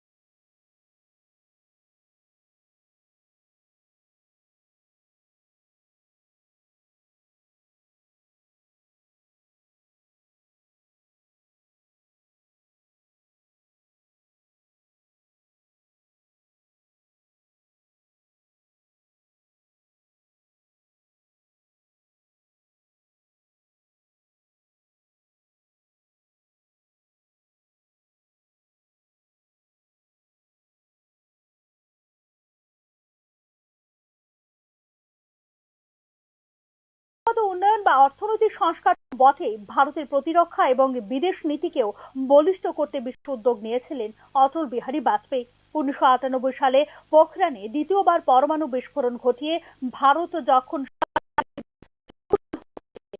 একা সেই চ্যালেঞ্জ নিয়ে সকলের সামনে ভারতের অবস্থান জোরালোভাবে রেখেছিলেন অটল বিহারী বাজপেয়ী। তার সেই দৃঢ়তাকে উপেক্ষা করতে পারেনি ছিল ভারতের উত্থান। প্রতিবেশী রাষ্ট্রের সঙ্গে তিনি নিয়েছিলেন একের পর এক শান্তি উদ্যোগ। ১৯৯৯ সালে দিল্লি লাহোর বাস কূটনীতি, ২০০১ সালে আগ্রা শীর্ষ সম্মেলন এবং ২০০৪ সালে কূটনীতির মধ্য দিয়ে পাকিস্তানের সঙ্গে শান্তি প্রতিষ্ঠা করতে ভারত নিয়েছেন অটল বিহারী বাজপেয়ী। প্রতিদানে কখনো পেয়েছেন আগের ষড়যন্ত্র বা কখনো ঘটে সংশোধনা, কিন্তু বাজপেয়ী নিজের উদারবাদী মনকে একই রকম ভাবে চীনের সঙ্গে সম্পর্ক উন্নত করতেও আগ্রহী হয়েছেন অটল বিহারী বাজপেয়ী। ঘরোয়া রাজনীতিতে বাজপেয়ীর এক বড় অবদান ছিল কাশ্মীর সমস্যার প্রতি তার মানবিক অবস্থান। কাশ্মীর সমস্যা মেটানোর জন্য বাজপেয়ীর ইনসানিয়ত, জমহুরিয়ত এবং কাশ্মীরিয়ত এর মডেল অনুসরণ করার আর্জির কারণে আজও উপত্যকার অন্যতম জনপ্রিয় নেতা অটল বিহারী বাজপেয়ী। আজকে যখন কাশ্মীরের সমস্যা বেড়েই চলেছে, কড়া পন্থার সাথে ক্ষতিগ্রস্ত হচ্ছে সব পক্ষই, তখন বাজপেয়ীর সেই মানবিক প্রচারের কথা আরো প্রাসঙ্গিক উঠেছে বলেই মনে করছেন বিশ্লেষকরা। অটল বিহারী বাজপেয়ী এবং লালকৃষ্ণ আডবাণীর হাত ধরে বিজেপির উত্থান। 1980 সালে প্রতিষ্ঠিত নানা ঘাত প্রতিঘাতের মধ্যে 1996 সালে প্রথম ক্ষমতার স্বাদ পায় বিজেপি। বরাবর কট্টর রাজনীতির পথ আঁকড়ে চলা বিজেপির পক্ষে রাতারাতি মেরুকরণের মধ্যে আপদ দেখানো সংস্কার ছিল না বিজেপির জন্য। আডবাণীর ভাবমূর্তি ছিল কট্টরবাদী নেতা হিসেবে। 80 শেষে এবং 90 দশকের শুরুর দিকে না হলে বাগে আনতে চেয়েছিলেন দেশের হিন্দু ভোট। 1991 সালে বিজেপির এই মেরুকরণের রাজনীতি ভর করে প্রথম তুললেও কিন্তু তাদেরবাদী মুখে প্রয়োজন ছিল ভাবে চিন্ত না, তাদের হিন্দুবাদী পরিচয় নিয়ে আশঙ্কিত বোধ করত। তাদেরকে গ্রহণযোগ্য করে তোলার জন্য প্রয়োজন ছিল সর্বাগ্রে একটি নরম নেতৃত্ব এবং নেতৃত্বই দিয়েছে অটল বিহারী বাজপেয়ী। বিজেপিকে একটি নরমপন্থী দল হিসেবে তিনি প্রতিষ্ঠা দিয়েছিলেন জাতীয় রাজনীতিতে। পূর্ব ভারতের উড়িষ্যা রাজ্যে খ্রিস্টান মিশনারি গ্রাহাম স্টেইনস ও তার 2 শিষ্যকে জীবিত পুড়িয়ে মারার পর চুপচাপ তা মেনে নেননি অটল বিহারী বাজপেয়ী। বিজেপির ধর্মগুরু আরএসএস কট্টর পন্থার বিষয়ে একমত হননি তিনি। 2002 সালে গুজরাট দাঙ্গার সময়ে বর্তমান প্রধানমন্ত্রী নরেন্দ্র মোদীকে রাজ ধর্ম পালন করার উপদেশ দেওয়া থেকেও পিছপা হননি বাজপেয়ী। বাজপেয়ীর মূল্যায়ন কোটালে চারিত্রিক বিবরণ কথা শুরুই বলবেন রাজনৈতিক বিশ্লেষকরা। বাজপেয়ী আডবাণী প্রণালী। পরের সারির নেতাদের মধ্যে ছিলেন সুষমা স্বরাজ, অরুণ জেটলি, প্রমোদ মহাজন এবং রাজ্য স্তরে ছিলেন নরেন্দ্র মোদী, শিবরাজ সিং চৌহান, মনোহর পরিকর। 2004 সালে অপ্রত্যাশিতভাবে হেরান অটল বিহারী বাজপেয়ী। রাজনীতি হলো অসম্ভবের শিল্প। ভারত উদয় বা ইন্ডিয়া শাইনিং প্রচার করেও শেষমেশ নির্বাচনী রাজনীতি। অন্যদিকে সোনিয়া গান্ধী নেতৃত্বে জন্মকে বাজিমাত করে কংগ্রেস। কথায় আসে প্রথম ইউপিএ সরকার। প্রধানমন্ত্রী হন ডক্টর মনমোহন সিং। এই 9 বছর পরেই সক্রিয় রাজনীতি থেকে সন্ন্যাস নেন বাজপেয়ী এবং এরপরেই শুরু হয় বিজেপির রূপান্তরের অধ্যায়টি। বাস্তবটিতে তারা চেষ্টা করেন লালকৃষ্ণ আডবাণী। কট্টর ভাবমূর্তি জনক মোহাম্মদ আলী জিন্নাহর তুলিয়ে বসেন তিনি। তাতেই বিপরীত আডবাণীর দেখা দেয় তীব্র সংঘাত। এর শুরুর দিকে বিজেপি প্রথম ম্যানেজার রীতিমতো নেতৃত্ব সংকট দেখা দেয় বিজেপিতে। 2009 সালের নির্বাচনে বিজেপিকে নেতৃত্ব দিলেও সেই পরীক্ষা ব্যর্থ হন লালকৃষ্ণ আডবাণী। তারপর নানা চড়াই উচ্চাই পেরিয়ে উঠে আসেন নরেন্দ্র মোদী এবং কোঠা গেরুয়াকে নতুন দিশা। রাজনীতি থেকে এবং মোদীর উত্থানের মধ্যবর্তী সময়টিতে বিজেপি যে নেতৃত্বহীনতার সময় তাতেই বোঝা যায় যে কতটা গুরুত্বপূর্ণ ছিল অটল বিহারী বাজপেয়ী। যেদিকে বেশিরভাগ বিরোধীরাই অস্পৃশ্য মনে করত তাদের হিন্দুবাদী রাজনীতির জন্য, সেই একজন নেতা 20-এরও অধিক দল দিয়ে সরকার সাফল্যের সঙ্গে চালিয়ে মেয়াদ পূর্ণ করে প্রমাণ করেন যে নেতৃত্বের গ্রহণযোগ্যতা থাকলে কোনো অন্তরায় হয়ে ওঠে না প্রবল রাজনৈতিক বিভেদ। আর এখানেই প্রতিষ্ঠিত হয়েছে বাজপেয়ীর মাহাত্ম্য। ভারতের রাজনীতির ইতিহাসে বাজপেয়ীকে মনে রাখবে তার এই কাজের জন্যই। Bureau report, news now. খ্রিস্টান ধর্মের প্রবর্তক যীশু খ্রিস্টের পবিত্র জন্মদিন উপলক্ষে মরিয়মনগর গির্জায় গির্জাগৃহ আলোক সজ্জায় সজ্জিত করা হয়েছে এবং এদিন রাত 12টায় গির্জাগৃহে বিশেষ প্রার্থনা সভা, কেক কাটা সহ বাজি পটকা ফাটানো হয় বলে জানিয়েছেন মরিয়মনগরের গির্জার বিশপ। দেশের শান্তির জন্য, পরিবেশ ও ভ্রাতৃপ্রেম বজায় রাখার জন্য এবং ত্রিপুরাবাসীর মঙ্গলের জন্য প্রভু যিশুর কাছে প্রার্থনা করা হয়েছে বলে জানিয়েছেন বিশপ লুমেন মন্টেরিও।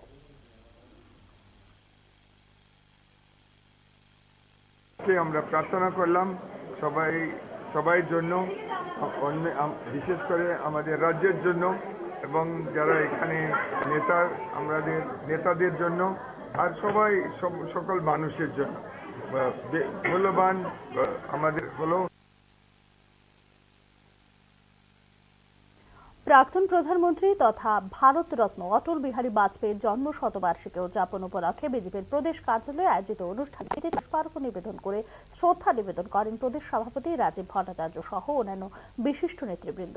ভারতীয় জনতা পার্টির প্রবর্তক অটল বিহারী বাজপেয়ীর জন্ম শতবর্ষ উদযাপন উপলক্ষে এদিনের সুশাসন দিবস হিসাবে পালনের সিদ্ধান্ত নিয়েছেন কেন্দ্রীয় নেতৃত্ব বলে জানিয়েছেন প্রদেশ বিজেপির সভাপতি তথা সাংসদ রাজীব ভট্টাচার্য।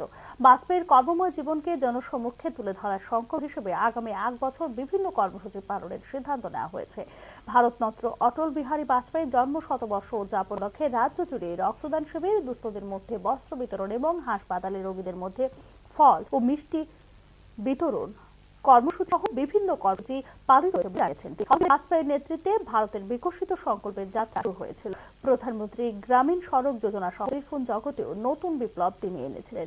ভারতবর্ষের নাগরিকদের জন্য বিভিন্ন ধরনের জনকল্যাণমুখী প্রকল্প তিনি তৈরি করে গেছেন, তাই তার গৃহীত বিভিন্ন প্রকল্পের বাস্তবায়নে ভারতবাসী অঙ্গীকারবদ্ধ বলে শাসন। কর্মসূচি একবার বাজপেয়ীর গৃহীত প্রকল্পগুলি এবং সেই কাজগুলি আমরা জনসমক্ষে নিয়ে যাওয়ার জন্য আমরা অঙ্গীকারবদ্ধ হয়েছি। আমরা জানি যে বাজপেয়ী অজাত শত্রু ছিলেন। ওনার নেতৃত্বে ভারতবর্ষ সেই সময় থেকেই যাত্রা শুরু হয়েছিল। প্রধানমন্ত্রী রাজ্য সম্মেলনের আগে আকস্মিকভাবে দিল্লির এইমস হাসপাতালে ভর্তি হলেন সিপিআইএম ত্রিপুরা রাজ্য সম্পাদক জিতেন্দ্র চৌধুরী। এদিকে 29 এবং 30 ডিসেম্বর রাজ্য সম্মেলন। শারীরিক অসুস্থতাজনিত কারণে দিল্লির এইমস হাসপাতালে ভর্তি সিপিআইএম রাজ্য কমিটির সম্পাদক এবং বিধানসভার বিরোধী দলনেতা জিতেন্দ্র চৌধুরী। থাইরয়েড সংক্রান্ত স্বাস্থ্য সমস্যার কারণেই এইমস হাসপাতালে ভর্তি হয়েছেন জিতেন্দ্র চৌধুরী বলে জানিয়েছে সিপিআইএম ত্রিপুরা রাজ্য কমিটি। সোমবার সকালেই তাকে ভর্তি করা হয়েছিল এবং বর্তমানে তার অপারেশন বসবার জানিয়েছে এইমস। এদিকে আসন্ন রাজ্যের আগে সিপিআইএম ত্রিপুরা রাজ্য সম্পাদকের এইমস হাসপাতালে ভর্তি হওয়ার খবর চাওতে উৎকণ্ঠা দেখা দিয়েছে দলের কর্মী সমর্থকদের মধ্যে। উল্লেখ করা যে আগামী ডিসেম্বর করা হবে এই সম্মেলনে। আগামী 29 জানুয়ারি স্বামী বিবেকানন্দ ময়দানে প্রকাশ্য সমাবেশের মধ্য দিয়ে শুরু হবে সিপিআইএম রাজ্য সম্মেলন। সম্মেলনের উপস্থিত থাকবেন দলের দায়িত্বপ্রাপ্ত সাধারণ সম্পাদক প্রকাশ কারাত। এদিকে সদ্য সমাপ্ত দলের আভ্যন্তরীণ সাংগঠনিক নির্বাচনে বিভাগীয় কমিটিগুলির 90% ক্ষেত্রে নতুন সেক্রেটারি নিযুক্ত করেছে সিপিআইএম ত্রিপুরা রাজ্য কমিটি। 4000-টিরও বেশি শাখা কমিটি, 300-টিরও বেশি স্থানীয় কমিটি, 23টি বিভাগীয় এবং 8টি জেলা কমিটি রয়েছে রাজ্যের প্রধান বিরোধী দল সিপিআইএম এর। 2008 to the scheduled caste. Compare the concern the government shows about safeguarding Muslims. The Prime Minister's attention is devoted to the protection of Muslims only. এখানে প্রাইম মিনিস্টার্স অ্যাটেনশন মানে পণ্ডিত জওহরলাল নেহরু, উনার সম্পর্কে বলছেন। I yield to none, not even the Prime Minister, in my desire to give the Muslims of India the utmost protection. But what I want to know is, are Muslims the only people who need protection? ওনার কথাটা হচ্ছে যে যারা schedule caste যারা আছেন তাদের সম্পর্কে তুমি কিছু বলছো না, খালি মুসলিমদের প্রোটেকশনের কথা বলছো, এটা কিরকম কথা? এই যে উনার যে পদত্যাগ পত্রে এটা উনি দিয়েছেন এবং সেটা কোনো অবস্থায় যাতে প্রকাশ না হয় তার চেষ্টা কিন্তু ত্রুটি উনারা করেননি। এবং আজকে দল বাবা সাহেব পদত্যাগ পত্র করছেন না, কিন্তু আমরা সেটা আজকে আপনাদের সামনে তুলে ধরলাম যে কিভাবে এই ডক্টর বি.আর. আম্বেদকরকে উনারা অপমান করেছেন, উনাকে কিভাবে উনারা উপহাস করেছেন, অসম্মান করেছেন। যদি সেটা ওই সময়ে প্রকাশ করা হতো তাহলে কি হতো? কেন প্রকাশ করতে দেয়নি? দিলে এই পণ্ডিত জওহরলাল নেহরুর যে ভাবমূর্তি সেটা কিন্তু ম্লান হতো এবং সেই কারণেই কিন্তু সেই কাজটা ওনারা করেছেন। আপনারা সবাই জানেন যে এরকম একজন লিজেন্ড ব্যক্তি, পণ্ডিত ব্যক্তি, উনাকে কংগ্রেস যতদিন ধরে পাওয়ারে ছিলেন ততদিন একবারও উনাকে ভারতরত্ন, না পদ্মভূষণ, না পদ্মশ্রী কিছুই দেননি উনাকে। কিন্তু তারা কাকে দিয়েছেন এই কংগ্রেস? যা তার নাম হচ্ছে নারায়ণ সাধুবা কাজরোলকরকে, যিনি নাকি এই ডক্টর বি.আর. আম্বেদকরের হারিয়েছিলেন এবং যদিও বি.আর. আম্বেদকর সেখানে হেরেছিলেন এবং 1970 সালে উনাকে পদ্মভূষণ দিয়ে সম্মানিত করেছেন। ভাবুন, আমাদের ডক্টর বি.আর. আম্বেদকরকে রত্ন বা পদ্মভূষণ কিছুই দেননি, কিন্তু কাকে দিয়েছেন? এমন একজন ব্যক্তি যিনি নাকি ইলেকশনে উনার এগেইনস্টে দাঁড়িয়েছিলেন এবং আমাদের কাছে যা মানে ডাটা আছে, জওহরলাল নেহরু নিজেও উনার ফেভারে সেখানে ক্যাম্পেইনও করেছেন। এবং এতে করে পার্টির যে প্রকৃত রূপটা কিন্তু আমরা দেখতে পাচ্ছি আজকে। আম্বেদকরের প্রতি কংগ্রেস পার্টির যে ঘৃণাপূর্ণ মনোভাব আমরা ভারতীয় জনতা পার্টি আমরা আগামী দিনে এই কংগ্রেস দলের যে অন্ধকারের ইতিহাস আমাদের পার্টি, সেগুলো আগামী দিনে সবার সামনে প্রকাশ করবে। কংগ্রেস একদম স্মৃতিসৌধ তৈরি করেনি। আপনারা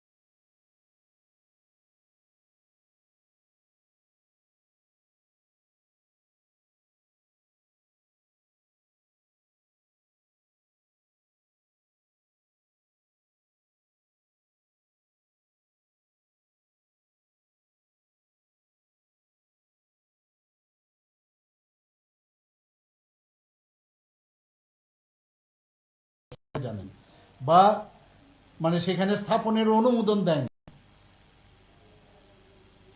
উল্টো মাননীয় প্রধানমন্ত্রী শ্রী নরেন্দ্র মোদীজির সরকার আসার পরে ধারাবাহিকভাবে বাবা সাহেবের আদর্শকে অন্তর্ভুক্ত করেছেন এবং আম্বেদকরের সাথে সম্পর্কিত সমস্ত স্থানগুলোর মধ্যে স্মারক স্থাপনা হয়েছে। বাবা সাহেবের প্রার্থনা করছি, অবশ্যই নিঃশর্ত ক্ষমা চাইতে হবে। সারা দেশের বিরুদ্ধে সাংবাদিক সম্মেলন করে এখন ওরা সেই এই একই কংগ্রেস দল যে সময় জাতির মহান সন্তান বাবা সাহেব ভীমরাও আম্বেদকরকে অপমান করেছে এবং তাকে গণপরিষদের সদস্য, মেম্বার অফ কনস্টিটিউয়েন্ট অ্যাসেম্বলিতে মধ্যে মানে বাধা দিয়েছেন, এখন তারা বাবা সাহেবের প্রতি মানে শ্রদ্ধা দেখানোর ভান করছেন। এখন কংগ্রেস দল 1952 সালে 52 সালে একটা হচ্ছে লোকসভা নির্বাচন আর একটা উপনির্বাচনে বাবা সাহেবকে কিভাবে পরাজিত করা যায় তার জন্য অনেক চেষ্টা করেছিলেন এবং পরবর্তী সময়ে উনি যখন আইনমন্ত্রী ছিলেন সেখানে জবরদস্তি ওনাকে প্রেসার করে ওনাকে পদত্যাগ করতে বাধ্য করেন। এই কংগ্রেস দল এখন বাবা সাহেব আম্বেদকরকে কোনোদিনই, আপনারা জানেন যে ভারতরত্ন দেয়। কেন্দ্রীয় রাষ্ট্রমন্ত্রী শ্রী অমিত শাহজি সংসদে আলোচনার সময় এই বিষয়টি তুলেও ধরেছিলেন, সমুদ্রী উল্লেখ করেছিলেন যে আপনারা জানেন যে ডক্টর বিসি রায়কে উনি বলেছিলেন বাবা সাহেব যে আম্বেদকর যে পদত্যাগ আমাদের কোনো সমস্যা বা তার প্রভাব ফেলবে না। মানে কিরকম মানে উনার প্রতি তাদের যে মানে ঘৃণা, সেটা কিন্তু আজকে এই কথার মধ্যে আমাদের স্বরাষ্ট্রমন্ত্রীজি অমিত শাহজি সংসদেও সেটা কিন্তু আলোচনা করেছে। কংগ্রেস দল সব অতীতের কথা ভুলে গিয়ে এখন না বুঝার ভান এখন করছেন, নানাভাবে নাটকও করছেন এবং সারা ভারতবর্ষের মধ্যে প্রেস মিট করে করে তা অপপ্রচারও করছেন। আপনারা এর মধ্যে দেখেছেন সংসদে একটা ঘটনা হয়েছে কিছুদিন আগে। সেই সংসদে রাহুল গান্ধীর খুব ঘনিষ্ঠ একজন প্রবীণ কংগ্রেস নেতা উনি কি বলছেন যে রাহুল গান্ধীর বিরুদ্ধে মামলা দায়ের যেটা করা হয়েছিল সেটা নাকি গর্বের বিষয় এবং বাবা সাহেবের উত্তরাধিকারের সম্মান জানানোর জন্য নাকি তাদের এই লড়াইয়ের একটা অংশ। ভাবুন, কংগ্রেস দলের এই মিথ্যাচার সত্যি বিস্ময়কর।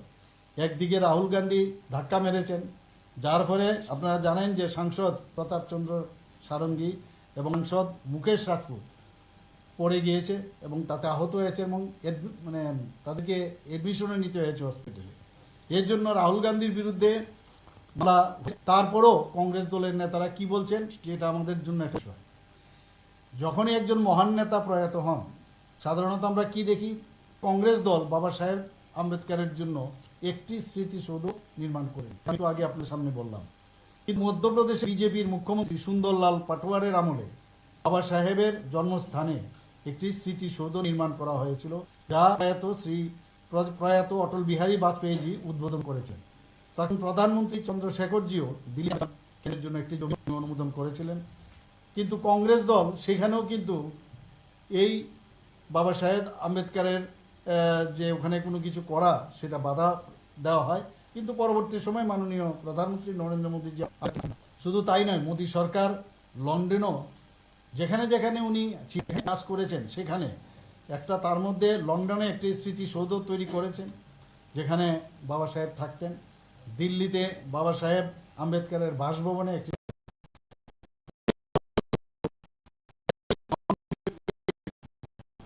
এডউইনা মাউন্টব্যাটেন বাবা সাহেব আম্বেদকরের আর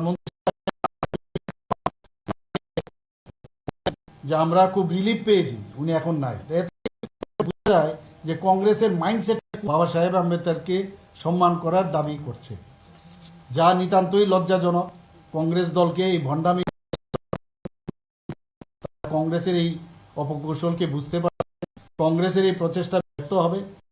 বাবা সাহেব আম্বেদকর দেশভাগ এবং 370 অনুচ্ছেদের বিরুদ্ধে তিনি ছিলেন।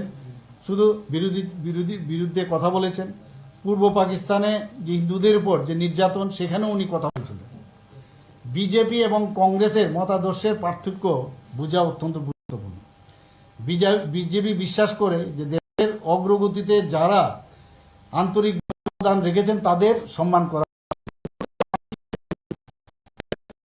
এই ভারতীয় জনতা পার্টির সরকার ওনাদেরকে সম্মান দিয়েছেন। অন্যদিকে কংগ্রেস দল শুধুমাত্র একটি পরিবারের স্বার্থের বিষয়ে মনোনিবেশ করেছে। বিজেপি এমনকি তার যারা চরম বিরোধী তাদেরও সম্মান করার চেষ্টা করেছেন। দেশের উন্নয়নের অবদান রাখার জন্য তাদের প্রচেষ্টাকে স্বীকৃতি দেয়। কংগ্রেস দল শুধুমাত্র একটি পরিবারকেই অগ্রাধিকার দেয়।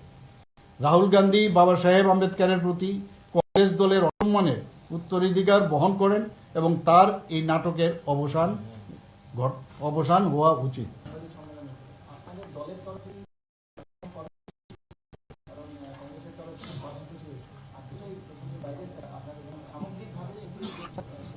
দেখুন, একটা সাংবাদিক সম্মেলন করলাম, সেটাই কিন্তু একটা কার্যক্রমের মধ্যে।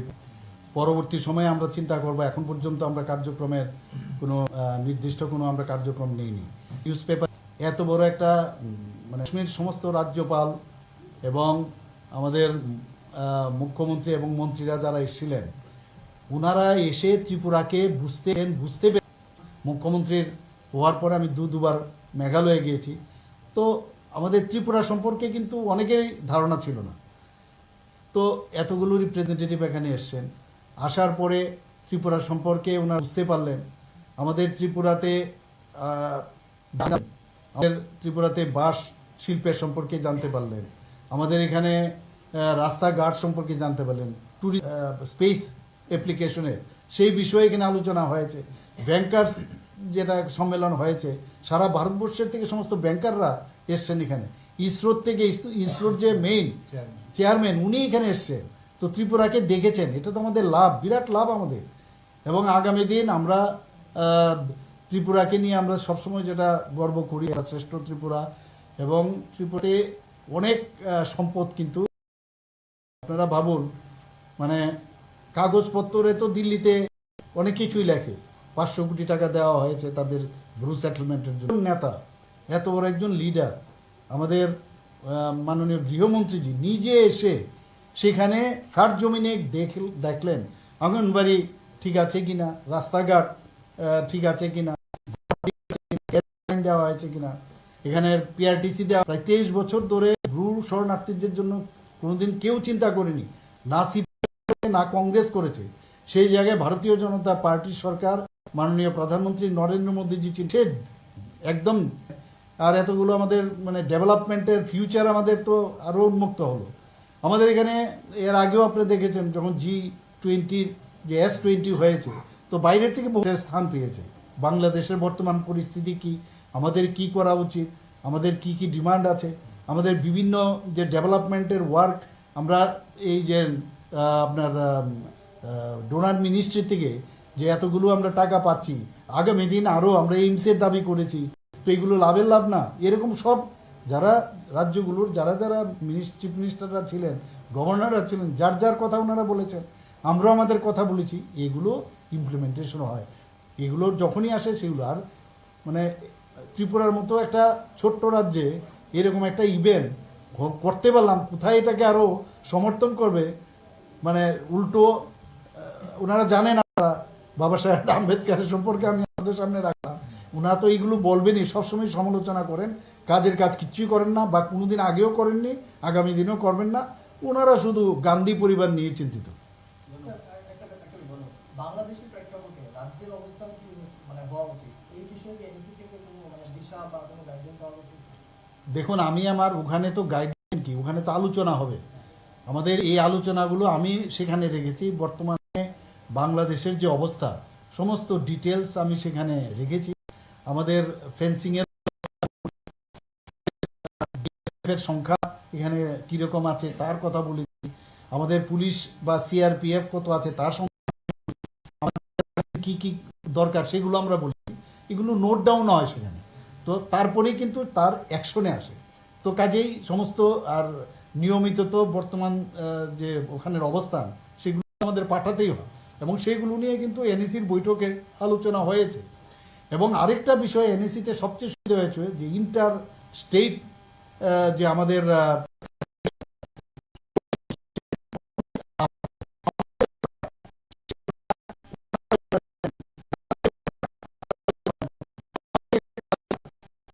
কৃষ্টি সংস্কৃতি, আমাদের এখানে আপনারা জানেন বিভিন্ন ট্রাইব গ্রুপ বিভিন্ন আছে, বাঙালিদের মণিপুরীদের আমরা সেখানে একটা ব্যবস্থা রেখেছিলাম। তো এগুলো যখন মানে আদান প্রদান হলে সেটাও তো ডেভেলপমেন্ট হবে, তাহলে মানে লাভ হবে না এটা কোনোদিন হয় নাকি? তাহলে কোনোদিনই তাহলে এনইসির বৈঠক হতো না। আমাদের আজকে যেখানে বিভিন্ন বিষয় আলোচনা হয়েছে, আমরা অনেকগুলো সেখানে ফর এক্সাম্পল নেসাকের কথা আমি যদি বলি, নর্থ ইস্টার্ন স্পেস অ্যাপ্লিকেশন সেন্টারে আমাদের ত্রিপুরাতে আমরা তার খুলেছি। আমরা এতে কি হয় যে এই যে বৃষ্টিপাত হলো কিছুদিন আগে 600 মিলিমিটারের উপরে, এই যে স্পেস এর স্যাটেলাইটকে ইয়ে রেখে কোথায় বৃষ্টিপাত কীরকম হতে পারে, এনক্রোচমেন্ট, সরকারি জমি অনেক জায়গায় এনক্রোচমেন্ট আছে, তারপর সেইগুলো আমরা আরও বেশি করে আরও স্যাটেলাইটের বিভিন্ন স্যাটেলাইট আছে আরও বেশি যাতে আমাদের সুবিধা দেওয়া হয়, এই বিষয়গুলো আলোচনা হয়েছে। তো জানতে হবে, বুঝতে হবে, তবেই মানে আমার মনে হয় বললে ভালো হবে।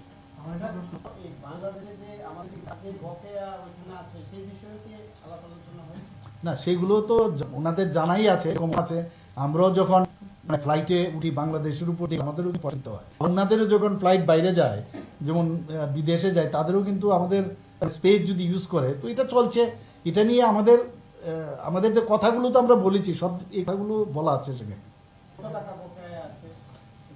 এখন তো এক্স্যাক্টলি প্রায় 100 থেকে 200 কোটির কাছাকাছি হবে, তো এক্স্যাক্ট অ্যামাউন্ট আমি বলতে পারবো না, কিন্তু প্রায় এইরকম আছে। এর আগে এনইসি বৈঠকে কেন্দ্রীয় মাননীয় স্বরাষ্ট্রমন্ত্রীর একটা আহ্বান ছিল যে উত্তর পূর্বাঞ্চলের রাজ্যগুলোকে নেশামুক্ত করার ক্ষেত্রে উনি বিভিন্ন ধরনের পদক্ষেপ নিয়েছেন। তো এবারও গিয়েছিল যে এনইসি মিটিংয়ে যে নেশা করার ক্ষেত্রে পরিকল্পনা বা আলোচনা হবে, এই বিষয়ে কি তখন আলোচনা হয়েছে না কোনো পরিকল্পনা? উনি বারবার বলেছেন যে নেশা বিষয়ে জিরো টলারেন্স, বারবার মানে একদম পুরো বারবার বলছে সেখানে। আর আরেকটা জিনিস এবার আপনাদের মাধ্যমে আমি সবাইকে বলতে চাই, আজকেও এটা আমি গিয়েছিলাম সেখানে বলছি, আমাদের নিজেদেরও জানা ছিল না পুরো এই যে অষ্টলক্ষ্মী মাননীয় প্রধানমন্ত্রীজি নাম দিয়েছেন, তার যে আয়তন, তার আয়তন উত্তরপ্রদেশ থেকে 2 গুণ বেশি। তো উনি বলছেন, কথা বলছি, এবং মাননীয় প্রধানমন্ত্রী একমাত্র যে অ্যাক্ট ইস্ট পলিসির মাধ্যমে এই নর্থ ইস্টের যে পটেনশিয়াল যে বিষয় সেটা কিন্তু একমাত্র প্রধানমন্ত্রীজি বুঝেছেন। তো সেই জায়গার মধ্যে বলছেন যে আগামী দিন জিডিপির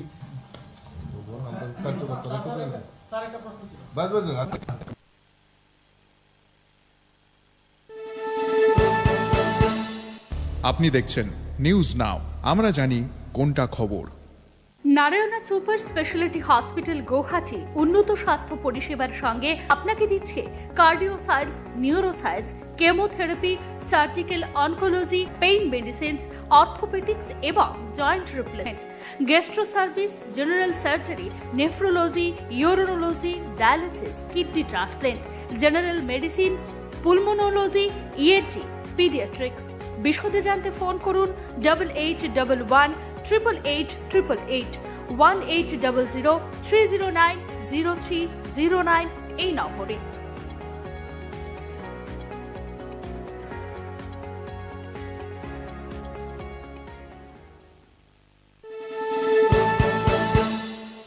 আপনি দেখছেন নিউজ নাও, আমরা জানি কোনটা খবর।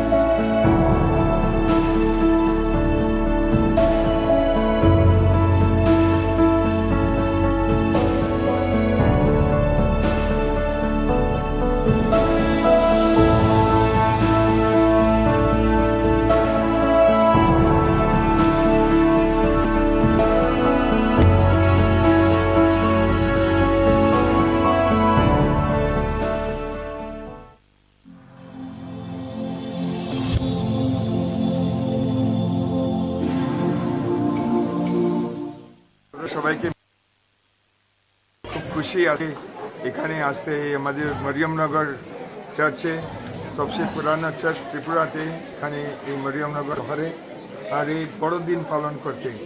ক্রিসমাস মানে বলে আমরা সবাই দিন, আসলে ক্রিসমাস মানে যীশু খ্রিস্টের জন্মদিন। আর এই খুশি আনন্দে উপলক্ষে আমরা সবাই মধ্যরাত্রে এখানে প্রার্থনা করতে আসি এবং সঙ্গে সঙ্গে ফুর্তি আনন্দ এখন যে শোনা যায়, বাজি পাই আর মিউজিক সব কিছু। আর 2 দিন এখানে মেলা অলসো হবে, অনেক মানুষ লোক আসবে, কিন্তু এটা সব ফুর্তি করার জন্য। আজকে আমরা প্রার্থনা করলাম সবাই জন্য, বিশেষ করে আমাদের রাজ্যের জন্য এবং মানুষের জন্য। মূল্যবান আমাদের হলো ঈশ্বরের শান্তি, ভালোবাসা, ভ্রাতৃপ্রেম সবাইয়ের মধ্যে থাকবে। সবাই আমাদের ক্রিসমাস আরেকবার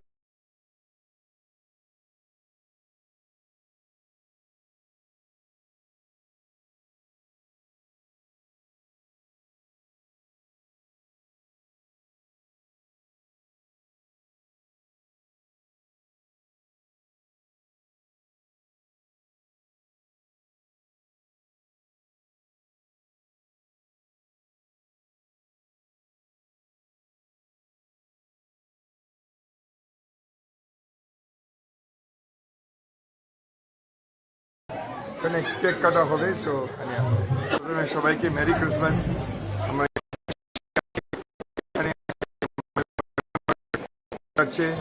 সবচেয়ে পুরানো চার্চ ত্রিপুরাতে, এখানে এই মরিয়মনগর আগরতলা শহরে, আর এই বড়দিন পালন করতে।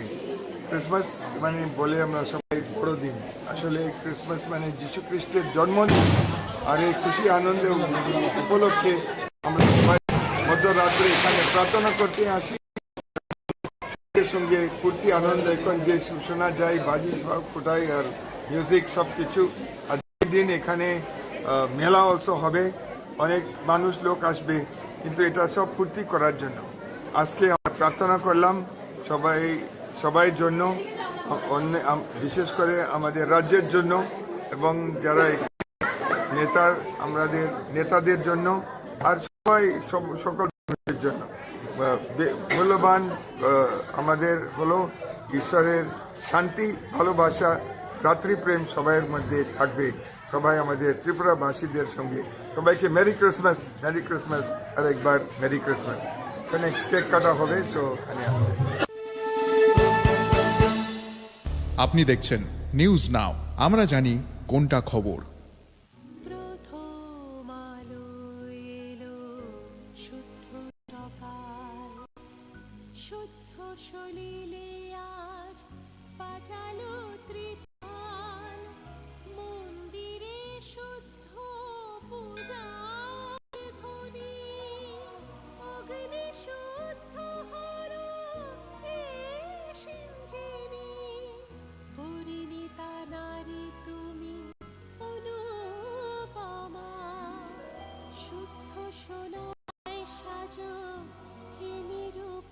শুদ্ধতার স্বর্ণ মন্দির, Kalika jewellers, Agartala. News now, আমরা জানি কোনটা খবর।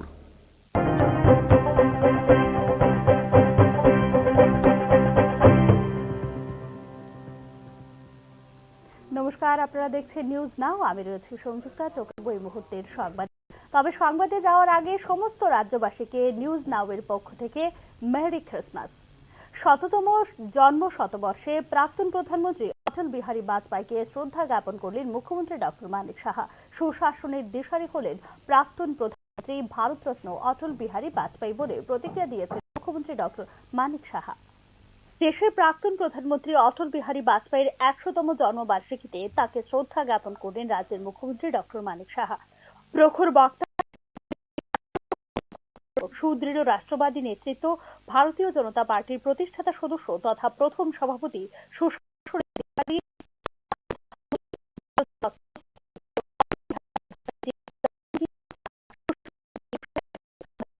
শ্রদ্ধাঞ্জলি বলে প্রতিক্রিয়া দিয়ে ডক্টর সাহা প্রেরণা